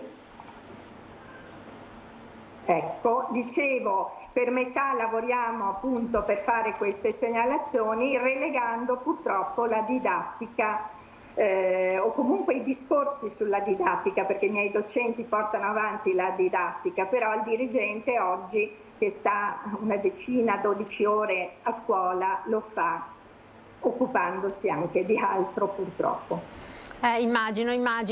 Un'ultima domanda, un flash le volevo fare, dottoressa Paul, perché si era molto parlato anche della privacy, no? Lei accennava a questo fatto delle classi nelle quali appunto possono rientrare gli alunni purché siano vaccinati, mentre quelli non vaccinati restano in DAD in presenza di più di 3 positivi, se non sbaglio. Come fate? Lo sapete quindi voi ora quali sono i ragazzi vaccinati e quali no? Chiaramente il legislatore con l'ultimo decreto, che è il numero 1 del 2022, ha dato la possibilità alle scuole di verificare lo stato vaccinale degli studenti, perché come abbiamo detto dobbiamo ammetterli in classe in presenza di 2 positivi solo coloro che hanno questa vaccinazione o la guarigione da non oltre 120 giorni. Questo però comporta un ulteriore compito a carico del dirigente scolastico e di alcuni delegati, che è quello della verifica del Green Pass ogni mattina. Perché la legge ha stabilito che lo studente deve dare dimostrazione, ma non ha stabilito, anzi ha stabilito che le scuole non possono né raccogliere né trattare questi dati. Quindi noi dobbiamo verificare giorno per giorno, nei 10 giorni di autosorveglianza di queste classi, che la data del Green Pass appunto dello studente sia contenuta all'interno di questi 120 giorni. Quindi immaginatevi anche le ulteriori misure organizzative che abbiamo messo in atto per far fronte a questa incombenza. E quindi questo lavoro lo fa l'insegnante ogni mattina quando i ragazzi arrivano? Allora lo fa il dirigente scolastico insieme ad alcuni collaboratori allo stato attuale, perché serve un preciso incarico sempre per la diciamo, normativa privacy, e avrei dovuto fare un incarico a 180 persone. Noi abbiamo preferito contenere appunto questo piccolo trattamento di dati sensibili e abbiamo esattamente 6 persone che se ne occupano. È chiaro che se aumentano il numero di classi da controllare ogni mattina dovremmo organizzare ancora diversamente il servizio, addirittura cambiando diciamo, l'arrivo di queste classi e coinvolgendo con ulteriori incarichi anche altri docenti. Certo, insomma si prospetta un proseguo di anno scolastico davvero molto impegnativo, insomma, per le scuole, per i docenti, per i dirigenti e anche naturalmente per tutti i ragazzi. Io la ringrazio davvero per essere stata con noi, le auguro una buona giornata e un buon lavoro. Grazie a Manuela Polla, dirigente dell'Istituto Planck di Lancenigo di Villorba. Un saluto, grazie. Grazie, arrivederci. Allora, noi ora cambiamo argomento, dalla scuola passiamo al mondo del lavoro, perché abbiamo collegato, e lo ringrazio per essere con noi, Stefano Garibbo, responsabile dell'area lavoro della Confartigianato Imprese della Marca Trevigiana. Buongiorno Garibbo, grazie per essere con noi. Buongiorno. Buongiorno, un saluto. Allora, dalla scuola al mondo del lavoro, perché è di queste ore uno studio che voi avete effettuato grazie al sistema informativo Excelsior che consente di tracciare quelle che sono le previsioni per quanto riguarda il Veneto e poi nello specifico Treviso e Belluno per quanto riguarda proprio i dipendenti delle aziende. No? Le imprese, le nostre aziende continuano a cercare dipendenti e non sempre riescono a trovarli. Qual è il quadro che emerge da questo studio? Sì, questo studio come altri anche nei periodi precedenti ci dimostrano la vitalità del periodo che nonostante tutto per il nostro sistema, che è molto ancorato anche a un'economia del territorio, è legata molto anche a quanto di positivo si sta sviluppando in termini di normativa per il sistema casa. Stiamo assistendo insomma dal 2021 e anche in questo periodo ad un trend positivo insomma di richiesta di attività per le nostre imprese, a fronte della quale però non riusciamo a condizioni normali, poi parleremo anche delle complicazioni che ci generano le quarantene. A condizioni normali noi non riusciamo a far fronte a tutti diciamo, i lavori che devono completare le nostre aziende, e sarebbe assolutamente auspicabile poter contare su nuove assunzioni che noi non riusciamo però a realizzare, non ovviamente per mancanza di volontà dei nostri imprenditori, ma per mancanza proprio di lavoratori. Ovviamente noi cerchiamo figure operai altamente specializzate che sono ovviamente di difficile reperibilità. Sappiamo che la soluzione a questa mancanza di manodopera sono un investimento forte, come comunque da tutte le parti, dal governo alla regione, a tutte le istituzioni e il legislatore ci sentiamo dire, speriamo che si attivi velocemente. C'è una forte spinta di riqualificazione dei disoccupati esistenti nei settori trainanti come sono i nostri, quindi accettare riconversioni anche da altri settori con percorsi di formazione impegnativi e esperienziali con alternanze sui luoghi di lavoro anche per i disoccupati, e ovviamente un forte investimento. Prima era collegato a un istituto scolastico, peraltro del nostro territorio, con cui collaboriamo. Ovviamente continuare a insistere sulla valorizzazione degli scambi, delle esperienze tra istituti superiori e mondo del lavoro, e poi ovviamente anche l'altra grande frontiera degli ITS, che riguarda ovviamente giovani che hanno già conseguito, diciamo, il diploma superiore, ed sono dei poli scolastici fortemente caratterizzati da essere vicini al mondo manufatturiero che cerca questa occupazione. Però nel breve temo che questo nostro grido di ricerca di manodopera specializzata rimarrà un problema. A complicare questa situazione con quelli che abbiamo si è aggiunta in queste ore anche ovviamente tutto quello che sentivamo prima per le scuole. Ovviamente anche i genitori, lavoratori, dipendenti del nostro settore possono essere bloccati in queste dinamiche di quarantena, quindi non poter venire sul luogo di lavoro.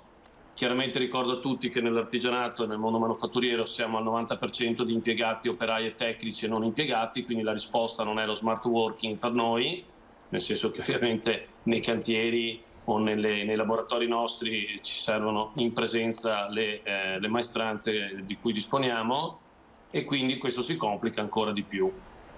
Ecco, sicuramente. E, per quanto riguarda proprio nello specifico, entrando nel dettaglio di questa indagine, le figure professionali che maggiormente sono richieste, quali sono, e quindi anche per cercare di capire poi all'interno del sistema formativo, no, del territorio, quali sono i campi nei quali è opportuno cercare di spingere il più possibile. Ma come sempre diciamo, le mansioni prevalenti che cerchiamo sono tutte quelle legate a figure di operai specializzati nel mondo manufatturiero, legato magari a macchine e controllo numerico, piuttosto che, se parliamo dell'autotrasporto di autisti, che anche quello è un filone a sé stante ma molto importante per il nostro territorio e per le aziende che rappresentiamo.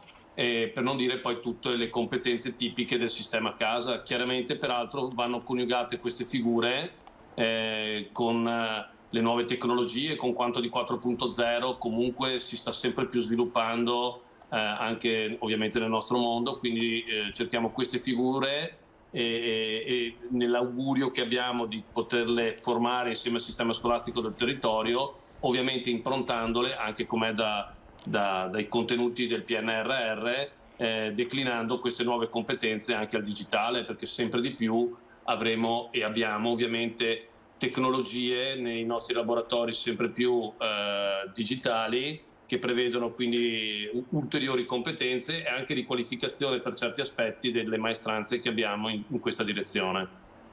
Ecco, nello specifico per quanto riguarda Belluno, invece voi naturalmente vi occupate di entrambe le province, Treviso e Belluno appunto provincia di montagna, con delle caratteristiche, delle peculiarità speciali. Ci sono delle evidenze, diciamo, specifiche per questo tipo di territorio?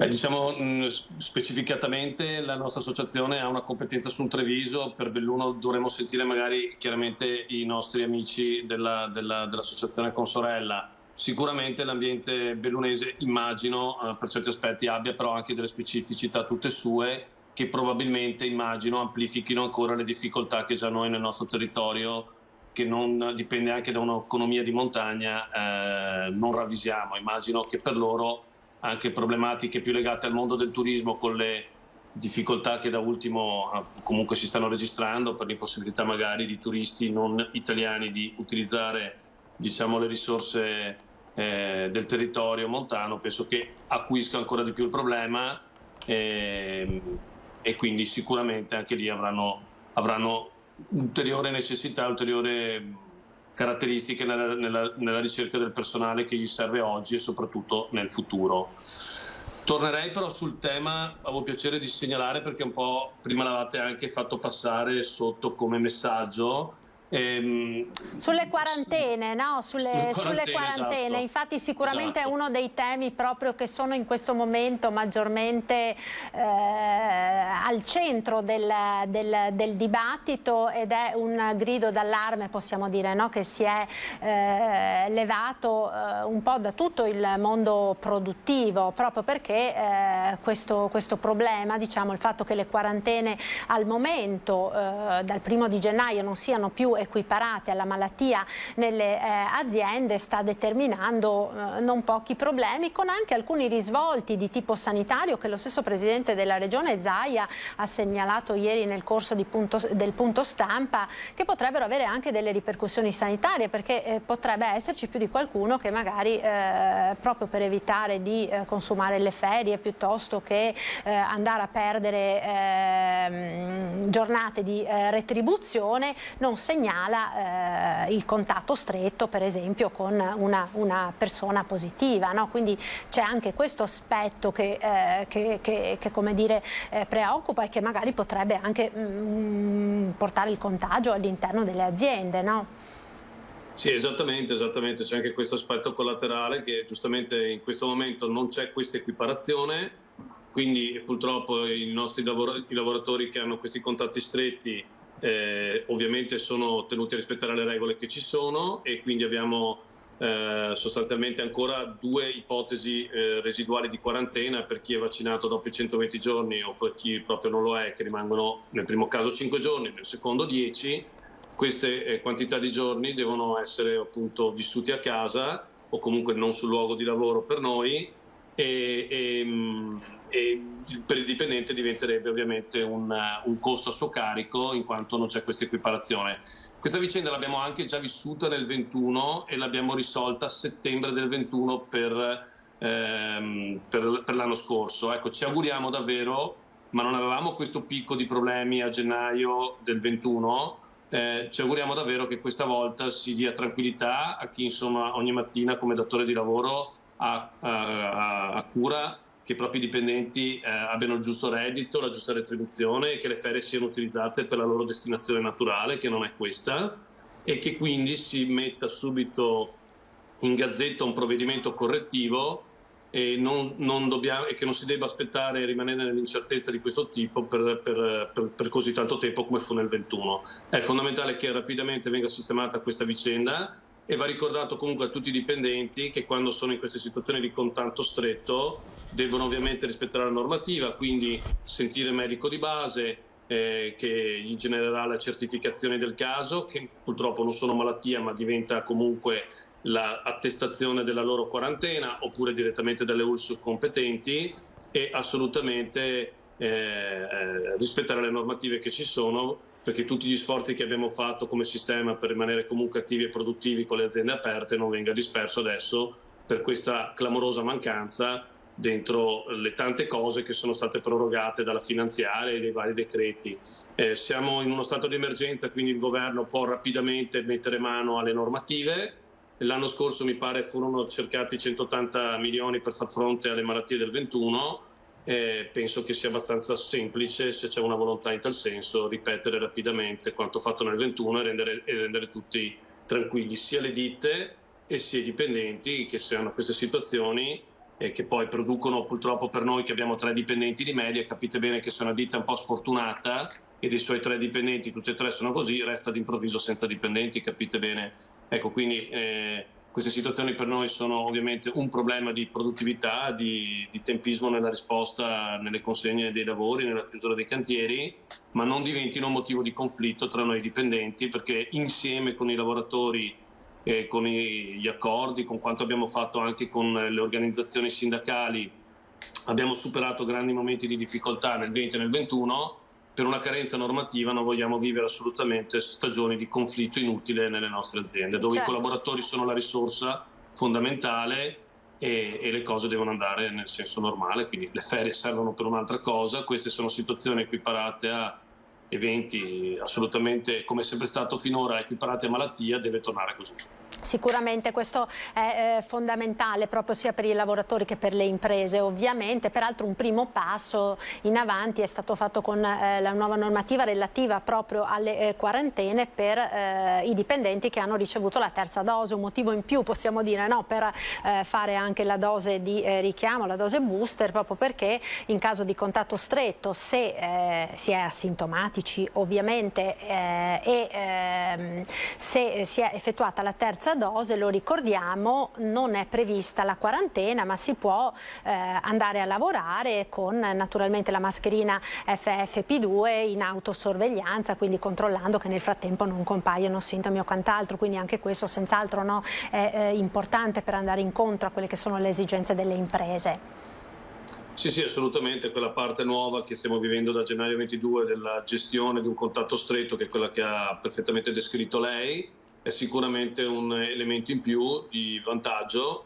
Chiaro che poi le dinamiche anche di prenotazione della terza dose o la tempistica poi non dipende tutto dal lavoratore, dal dipendente, certo. Però comunque sicuramente è un elemento positivo che noi abbiamo registrato ovviamente con favore, nell'ottica appunto di riuscire a mantenere nel rispetto ovviamente delle condizioni di salute e sicurezza i lavoratori sul posto di lavoro. Tanto più importante per noi, dove ovviamente, ribadisco, non abbiamo soluzioni legate al lavoro a distanza, smart working. È chiaro, nel settore dell'artigianato è praticamente impossibile, no? Immagino nella stragrande maggioranza, se non nella totalità delle imprese, adottare soluzioni alternative come a quelle appunto dello smart working. Io la ringrazio, grazie mille a Stefano Garibbo, responsabile dell'area lavoro della Confartigianato della Marca Trevigiana. Un saluto, grazie, buon lavoro. Grazie a voi. Grazie mille. Allora chiedo alla regia se abbiamo già il prossimo ospite collegato. Ah no, vedo che abbiamo da Padova la collega Valentina Visentin. Valentina, buona giornata, grazie per essere qui con noi anche quest'oggi. Se vuoi darci qualche aggiornamento, perché abbiamo sentito, no, che oggi in questa giornata tutte le USL del Veneto e le aziende ospedaliere hanno convocato i giornalisti per dare un aggiornamento della situazione di contagi e ricoveri appunto nelle diverse province. Padova, com'è la situazione, Valentina? Sì, buongiorno Marta, oltre 2.900 nuovi casi nelle ultime 24 ore nel Padovano, ma restano stabili i ricoveri, sia quelli dell'azienda ospedaliera che quelli degli ospedali dell'USL 6 e Uganea. Quindi ad esempio in azienda ospedaliera ci sono 188 persone ricoverate, ma di queste 50 sono cosiddetti Covid per caso, ovvero quelle persone che sono state ricoverate per altro genere, perché dovevano fare un intervento chirurgico e che sono state sottoposte a tampone come accertamento e sono risultate positive. Quindi si tratta di persone asintomatiche ricoverate in ospedale per altre cose. Quindi di questi 188 ricoveri in azienda ospedaliera, 50 sono Covid per caso, ma resta comunque sempre lampante il dato delle terapie intensive, dove la stragrande maggioranza, in questo caso a Padova sono 25 su 28 i pazienti Novax nelle terapie intensive, che stanno appunto sono appunto sottoposti alle cure nel reparto più grave dell'ospedale di Padova, e lo stesso scenario riguarda la terapia subintensiva, dove ci sono 38 persone ricoverate. E da ieri l'azienda ospedaliera ha iniziato a somministrare il farmaco cosiddetto anti-Covid, mentre dal 10 di gennaio lo ha somministrato in 5 pazienti anche l'USL 6.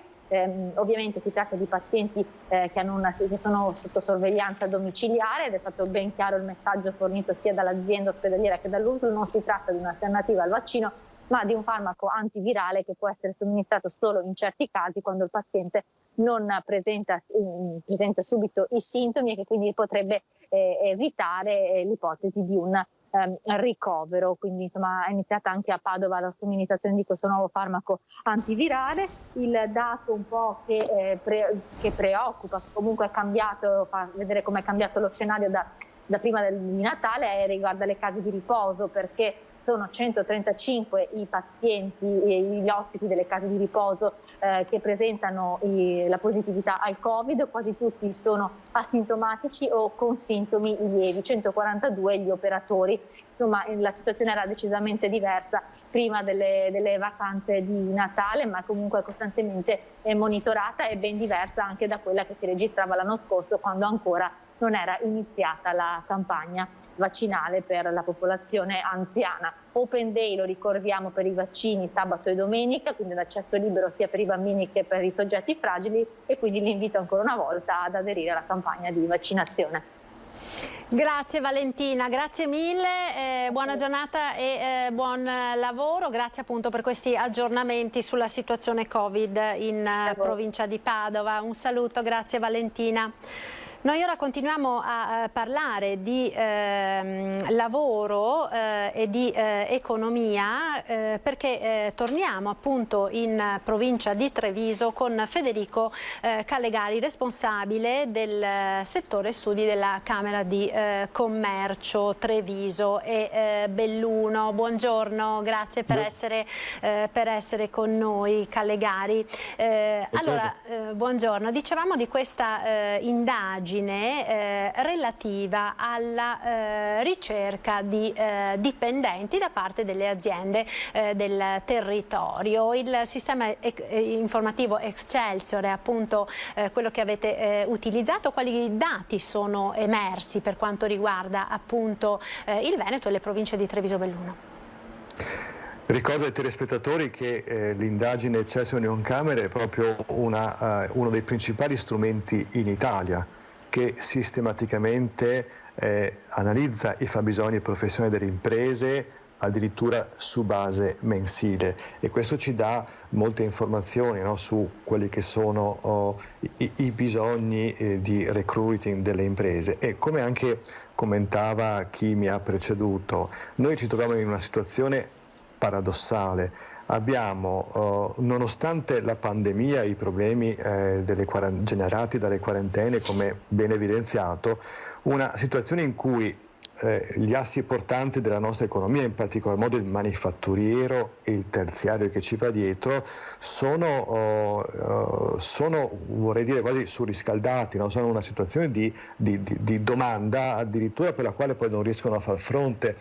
E noi sono usciti giusto in queste ore anche i dati di bilancio 2021 sul mercato del lavoro, dei dati di Veneto Lavoro. Noi veniamo da un anno in cui a Treviso ci sono state 80.000 assunzioni, quasi in linea con l'anno pre-Covid 2019, per un saldo di più 6.000 posizioni di lavoro dipendente.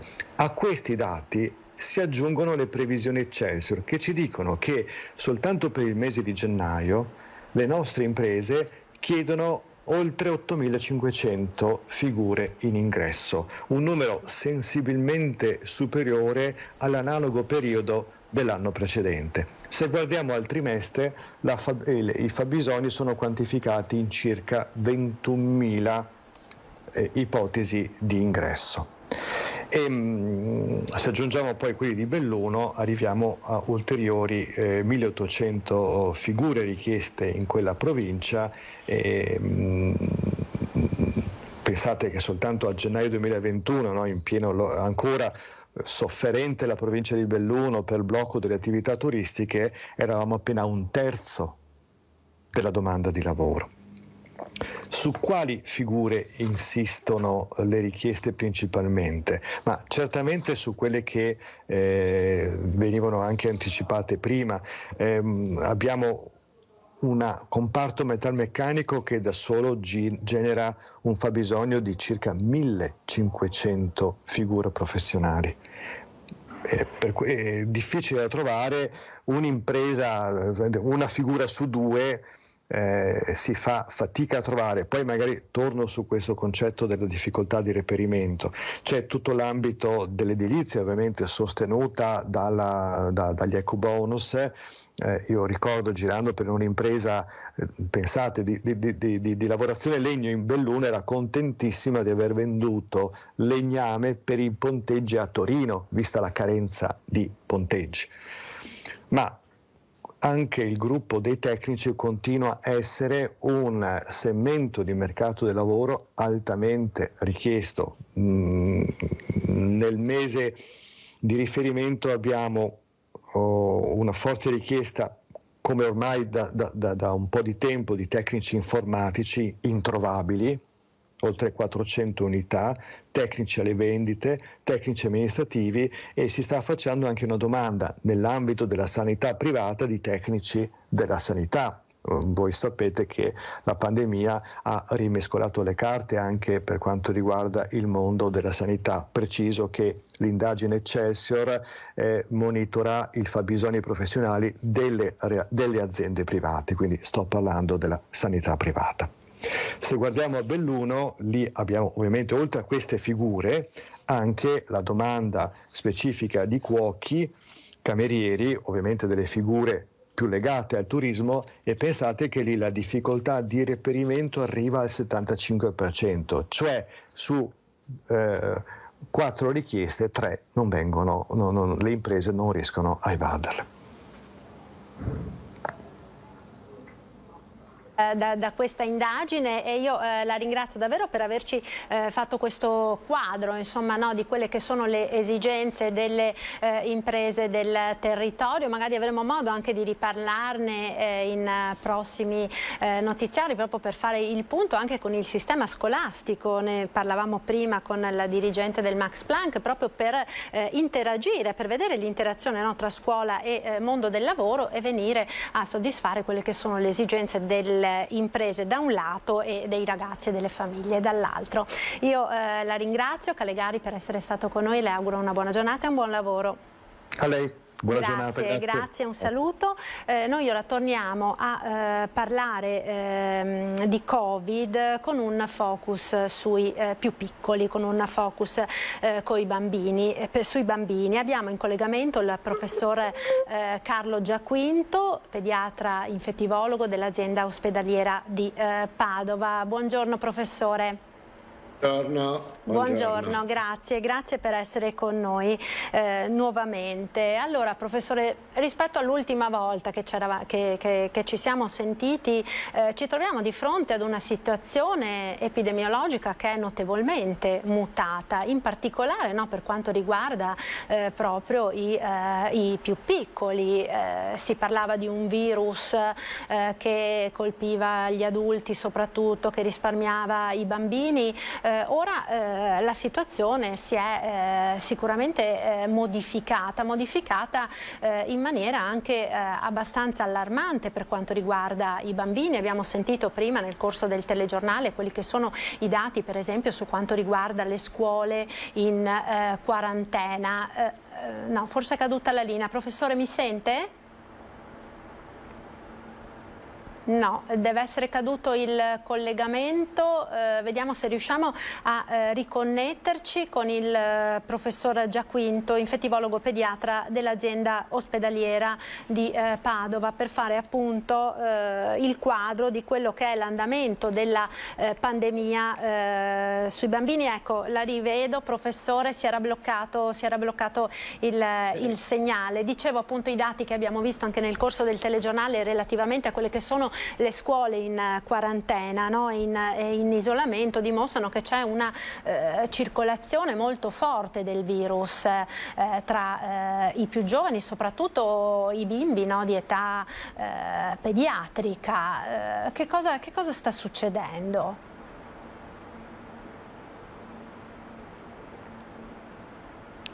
Niente, la rete ci dà qualche qualche problema. Allora, vediamo intanto se riusciamo a ricollegarci con il professor Giaquinto. Nel frattempo vediamo, proprio per quanto riguarda la situazione relativa ai Covid point, no, mi chiedono la regia mi chiede di mandare la pubblicità. Allora, ci fermiamo un attimo, vediamo il meteo, la pubblicità, intanto cerchiamo di ripristinare il collegamento con il professore Giaquinto. A tra poco, restate con noi.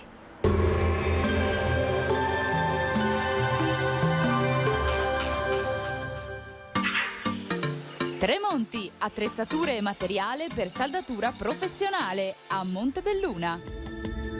Bentrovati al meteo. L'anticiclone domina ancora il nostro paese, regalandoci un'ennesima giornata di bel tempo. Vediamo il dettaglio di venerdì 14 gennaio.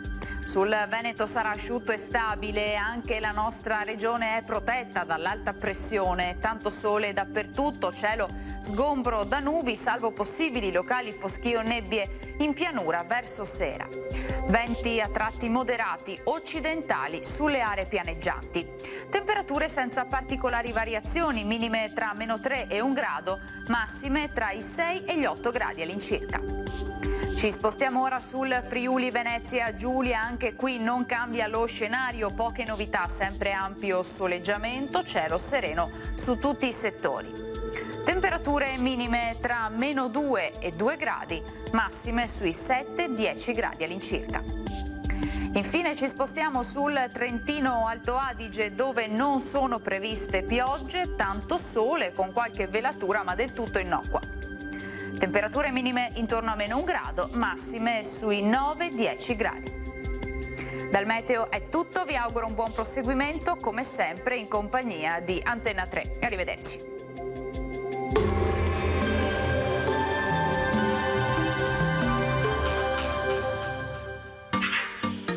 Tremonti, attrezzature e materiale per saldatura professionale a Montebelluna.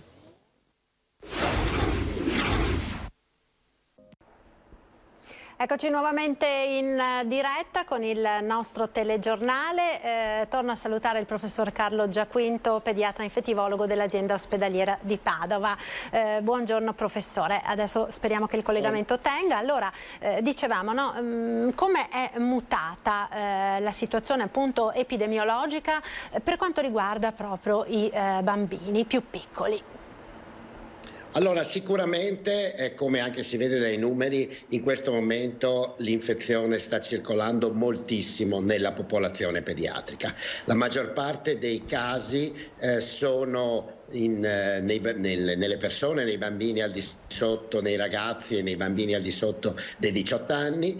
Ci sono moltissimi, parliamo di migliaia, decine di migliaia di casi in questo momento di pazienti pediatrici che hanno l'infezione da SARS-CoV-2. Ci sono due elementi da considerare. Innanzitutto un aspetto clinico, ovviamente avendo tanti bambini che hanno l'infezione, ce ne sono alcuni che sono ricoverati in ospedale, il numero di ricoveri è estremamente elevato rispetto al passato, ovviamente nulla confrontato rispetto a quello che è stato e che è ancora nell'adulto, ma però ci sono dei bambini che ovviamente hanno dei problemi che possono essere anche importanti.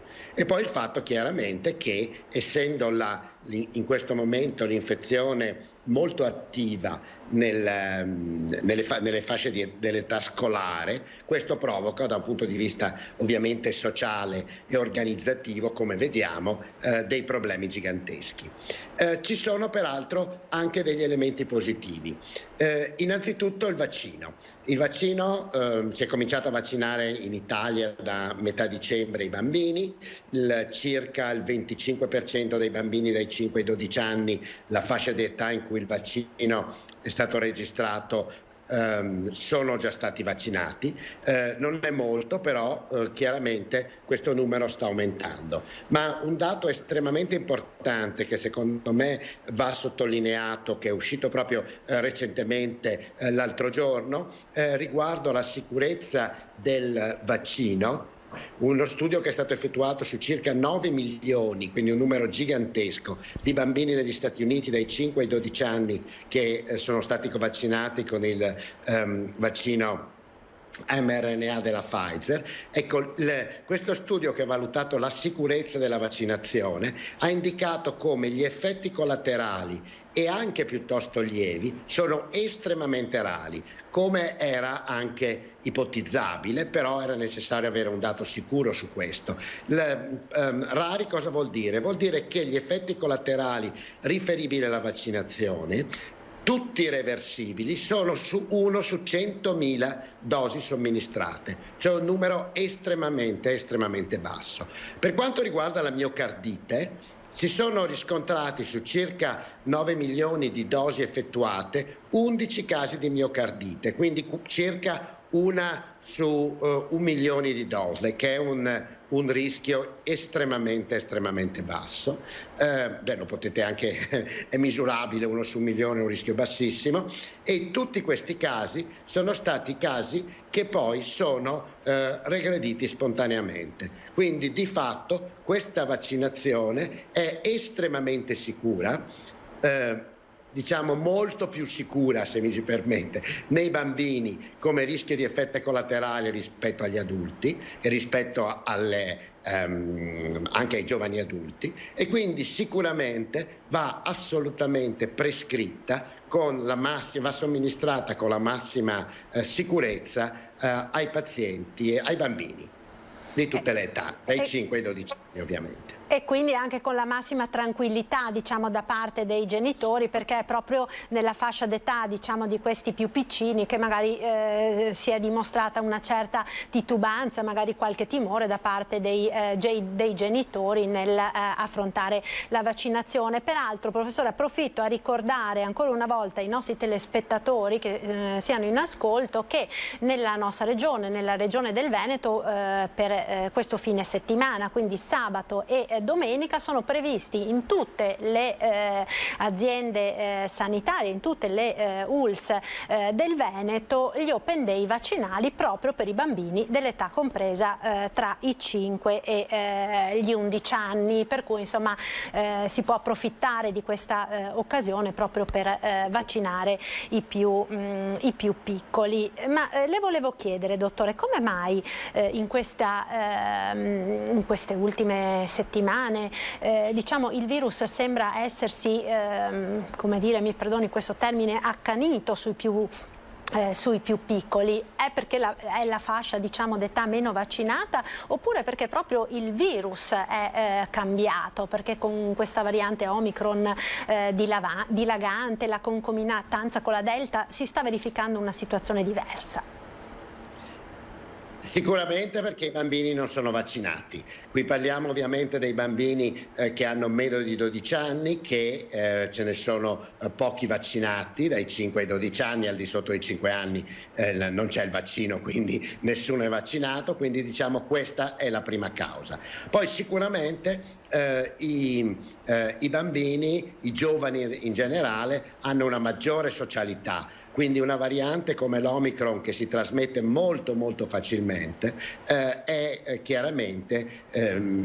si trasmette più facilmente nelle fasce di popolazione che hanno una maggiore socialità e stanno più vicini agli altri. Quindi questi, diciamo, sono i due motivi, ma direi che il motivo principale è quello per cui la copertura vaccinale ancora nei bambini al di sotto dei 5 ai 12 anni è bassa, e al di sotto dei 5 anni non esiste ancora il vaccino. Quindi diciamo sicuramente questo nel nostro paese perlomeno è il primo motivo.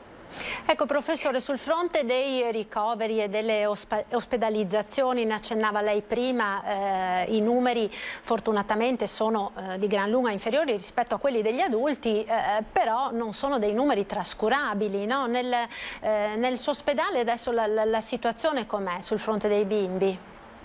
Nel nostro ospedale appunto a Padova noi abbiamo un reparto che è stato adattato al ricovero dei bambini con il Covid. Ci sono diversi bambini, la maggior parte sono bambini piccoli che sono ricoverati perché in osservazione, sono bambini soprattutto nei primi 2 anni di vita, però ci sono anche dei bambini, soprattutto bambini con patologie croniche, che hanno delle forme polmonari importanti e che possono avere dei quadri che possono effettivamente essere più gravi. Nel Dipartimento della Salute della Donna e del Bambino, la pediatria dove lavoriamo noi è un centro di terzo livello che quindi segue molte patologie croniche importanti nei bambini, quindi sono bambini oggettivamente più fragili, e quindi è chiaro che nel momento in cui il Covid colpisce un bambino più fragile e a rischio, per esempio bambini oncologici o bambini che hanno delle immunodeficienze o delle malattie con alterazioni del sistema immunitario, è chiaro che c'è anche una maggiore attenzione e una maggiore scrupolosità nel seguire questi bambini. Quindi spesso appunto questi bambini vengono anche ricoverati per tenerli più sotto controllo. Però il dato generale, come dicevo prima, è che l'infezione è molto diffusa in età pediatrica. La maggior parte, la stragrande parte dei bambini sono asintomatici o hanno una sintomatologia lieve, stanno a casa, però essendo il numero di bambini infetti estremamente elevato, di conseguenza si ha anche un numero assoluto di bambini che vengono ospedalizzati, che hanno delle forme più importanti o delle forme più gravi. Ecco, per quanto riguarda la MISC, mi corregga se sbaglio, no? Dottore, ne abbiamo sentito parlare molto nell'ultimo anno di questa complicanza, insomma, del Covid che subentra dopo la negativizzazione, quindi diverse settimane dopo l'apparente guarigione, diciamo, dei più piccini. Guardi, ci sono dei dati piuttosto interessanti che indicano come per esempio la variante Omicron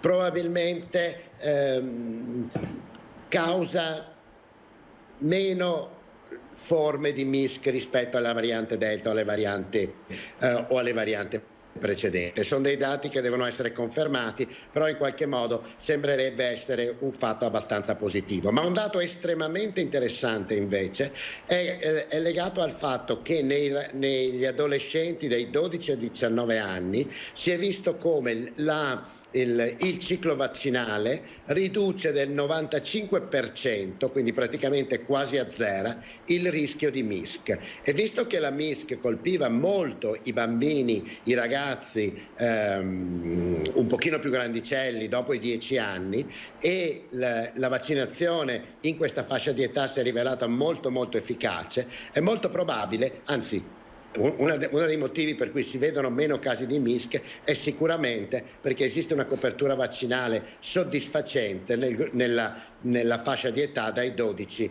ai 19 anni, che era quella che era fortemente colpita dalla MISC. Ecco, tra i ricoverati, professore, ci sono anche dei neonati? Sì, ci sono dei neonati, adesso non ho il dato odierno, anche perché non sono in questo momento a Padova, ma sì, ci sono dei neonati, in realtà non sono neonati che hanno delle patologie specifiche, ma sono neonati che hanno delle forme che possono essere a rischio e che quindi sono tenuti in osservazione. Ecco, volevo chiederle, professore, un suo consiglio ai tanti genitori, alle mamme, ai papà che magari in questo momento sono chiusi in casa e sono purtroppo tantissimi con i bimbi positivi. Quali sono i comportamenti da adottare e i segnali ai quali prestare maggiormente attenzione per i propri figli che hanno il Covid? Da un punto di vista clinico sicuramente le forme più recenti, quelle dovute anche alle nuove varianti, sono soprattutto caratterizzate da una sintomatologia piuttosto lieve e simile ad un raffreddore, simile ad una rinite. quindi e può esserci o meno una una certa febbricola. Questi sono quindi dei sintomi piuttosto aspecifici, soprattutto in questa stagione per i bambini. Una cosa molto importante che, come si è visto, nonostante il vaccino sia estremamente efficace nell'adulto nel ridurre le forme gravi, è possibile, vista anche l'elevata circolazione del virus, che ci siano dei casi di infezione anche in persone, parlo qui di adulti, che hanno avuto 3 dosi di vaccino, però generalmente sono forme estremamente lievi, caratterizzate dalla febbre, però diciamo che questo in qualche modo va considerato. Quindi diciamo i genitori che vivono in casa con dei bambini, nel momento in cui si hanno dei bambini che hanno delle forme appunto di tipo raffreddore o delle forme di infezioni respiratorie tipiche peraltro di questa stagione, chiamare il pediatra, consultarsi col pediatra e fare una minima contact tracing, tracciamento epidemiologico all'interno della famiglia o magari anche della comunità, della scuola, dell'asilo che è frequentato dal bambino, per capire effettivamente qual è il rischio per il bambino di avere il Covid. Ecco, il campanello d'allarme che deve far preoccupare il genitore qual è, professore? Il campanello d'allarme, come vi dicevo, è sicuramente un'infezione respiratoria delle alte vie respiratorie, che è quella che in qualche modo caratterizza da un punto di vista clinico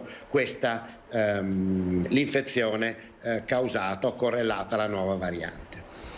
Il long Covid, professor Giaquinto, interessa anche i bambini, ne abbiamo parlato tanto per gli adulti, con persone che anche dopo mesi continuano ad avere degli effetti collaterali, delle conseguenze dell'infezione a tutti i livelli, neurologico, cardiologico, eccetera. Per i bimbi che cosa possiamo dire in questo senso? Allora, come sappiamo, l'epidemia è estremamente variabile. Quando parliamo di long Covid dobbiamo distinguere la prevalenza delle diverse varianti e quello che può essere l'impatto delle diverse varianti sulla progressione a lungo termine o sulle caratteristiche a lungo termine dell'infezione. Abbiamo visto che la variante Delta sicuramente nell'adulto ma anche nel bambino, anche se ovviamente in misura minore, può portare delle conseguenze a lungo termine che non sono solamente caratterizzate da una difficile ripresa fisica, ma possono essere anche caratterizzate, per esempio dal bambino, da una componente cardiologica o di danni cardiologici che sono reversibili, che però possono rimanere presenti per qualche settimana o qualche mese dopo l'infezione, anche se l'infezione è stata lieve oppure poco sintomatica. Per quanto riguarda le nuove varianti invece, noi non sappiamo per esempio se la variante Omicron in qualche modo è collegata o come è collegata ad una persistenza della sintomatologia, questo sia nell'adulto che nel bambino, considerando che da un punto di vista clinico la variante Omicron è sicuramente meno grave della Delta, è possibile che anche a lungo termine possa avere degli effetti diversi, però in questo momento noi non sappiamo dare una risposta a questo. Ecco, sentivo proprio questa mattina, professore, uno studio dell'ospedale Bambin Gesù relativo alla correlazione tra la vaccinazione dei genitori e i casi di Covid nei bambini, e veniva fornito un dato che, se non sbaglio, era addirittura del 78% dei piccini che sono ricoverati sono figli di genitori non vaccinati. Quindi conferma, diciamo, anche nella vostra esperienza che c'è questa correlazione, insomma, tra la vaccinazione anche dei genitori e i bambini, perché appunto giustamente, come dicevamo, per i più piccoli da 0 a 5 anni non è proprio nemmeno possibile, la vaccinazione non esiste ancora. Assolutamente, se i genitori sono vaccinati il virus circola meno, o se anche i genitori hanno l'infezione nonostante aver completato un ciclo vaccinale, sono generalmente asintomatici e comunque il rischio di trasmettere l'infezione è più basso perché la carica virale è più bassa rispetto ai genitori che non sono vaccinati. Quindi è chiaro che all'interno di comunità, la famiglia è la comunità per antonomasia, in cui ci sono un maggior rischio di avere persone con l'infezione, persone che possono più facilmente trasmettere l'infezione e quindi persone non vaccinate, è chiaro che la conseguenza più diretta è quella che il rischio di infezione nei bambini è maggiore. Quindi i dati del Bambino Gesù sono assolutamente, sono dei dati, quindi danno delle evidenze molto sicure, ma sono anche molto plausibili da un punto di vista epidemiologico e scientifico. Quindi una ragione in più, diciamo, soprattutto per i genitori di bimbi molto piccoli, un'indicazione ancora di più a vaccinarsi proprio per poter proteggere se stessi ma anche i propri bambini. Sì, non solo i bambini più piccoli, ma direi proprio per tutti i bambini. I genitori in generale dovrebbero vaccinarsi. Certo, si spera che magari dai 5 anni in su vaccinino anche i bimbi, no? Approfittando anche di queste giornate, dicevamo Open Day, che nel prossimo fine settimana ci saranno in tutta la regione del Veneto. Professore, io la ringrazio per essere stato con noi, grazie mille, le auguro una buona giornata e un buon lavoro. Grazie, arrivederci. Grazie, un saluto a Carlo Giaquinto, pediatra infettivologo dell'azienda ospedaliera di Padova. Noi siamo giunti al termine di questa nostra edizione del telegiornale. Ringrazio tutti voi telespettatori per averci seguito. Arrivederci, buon pomeriggio.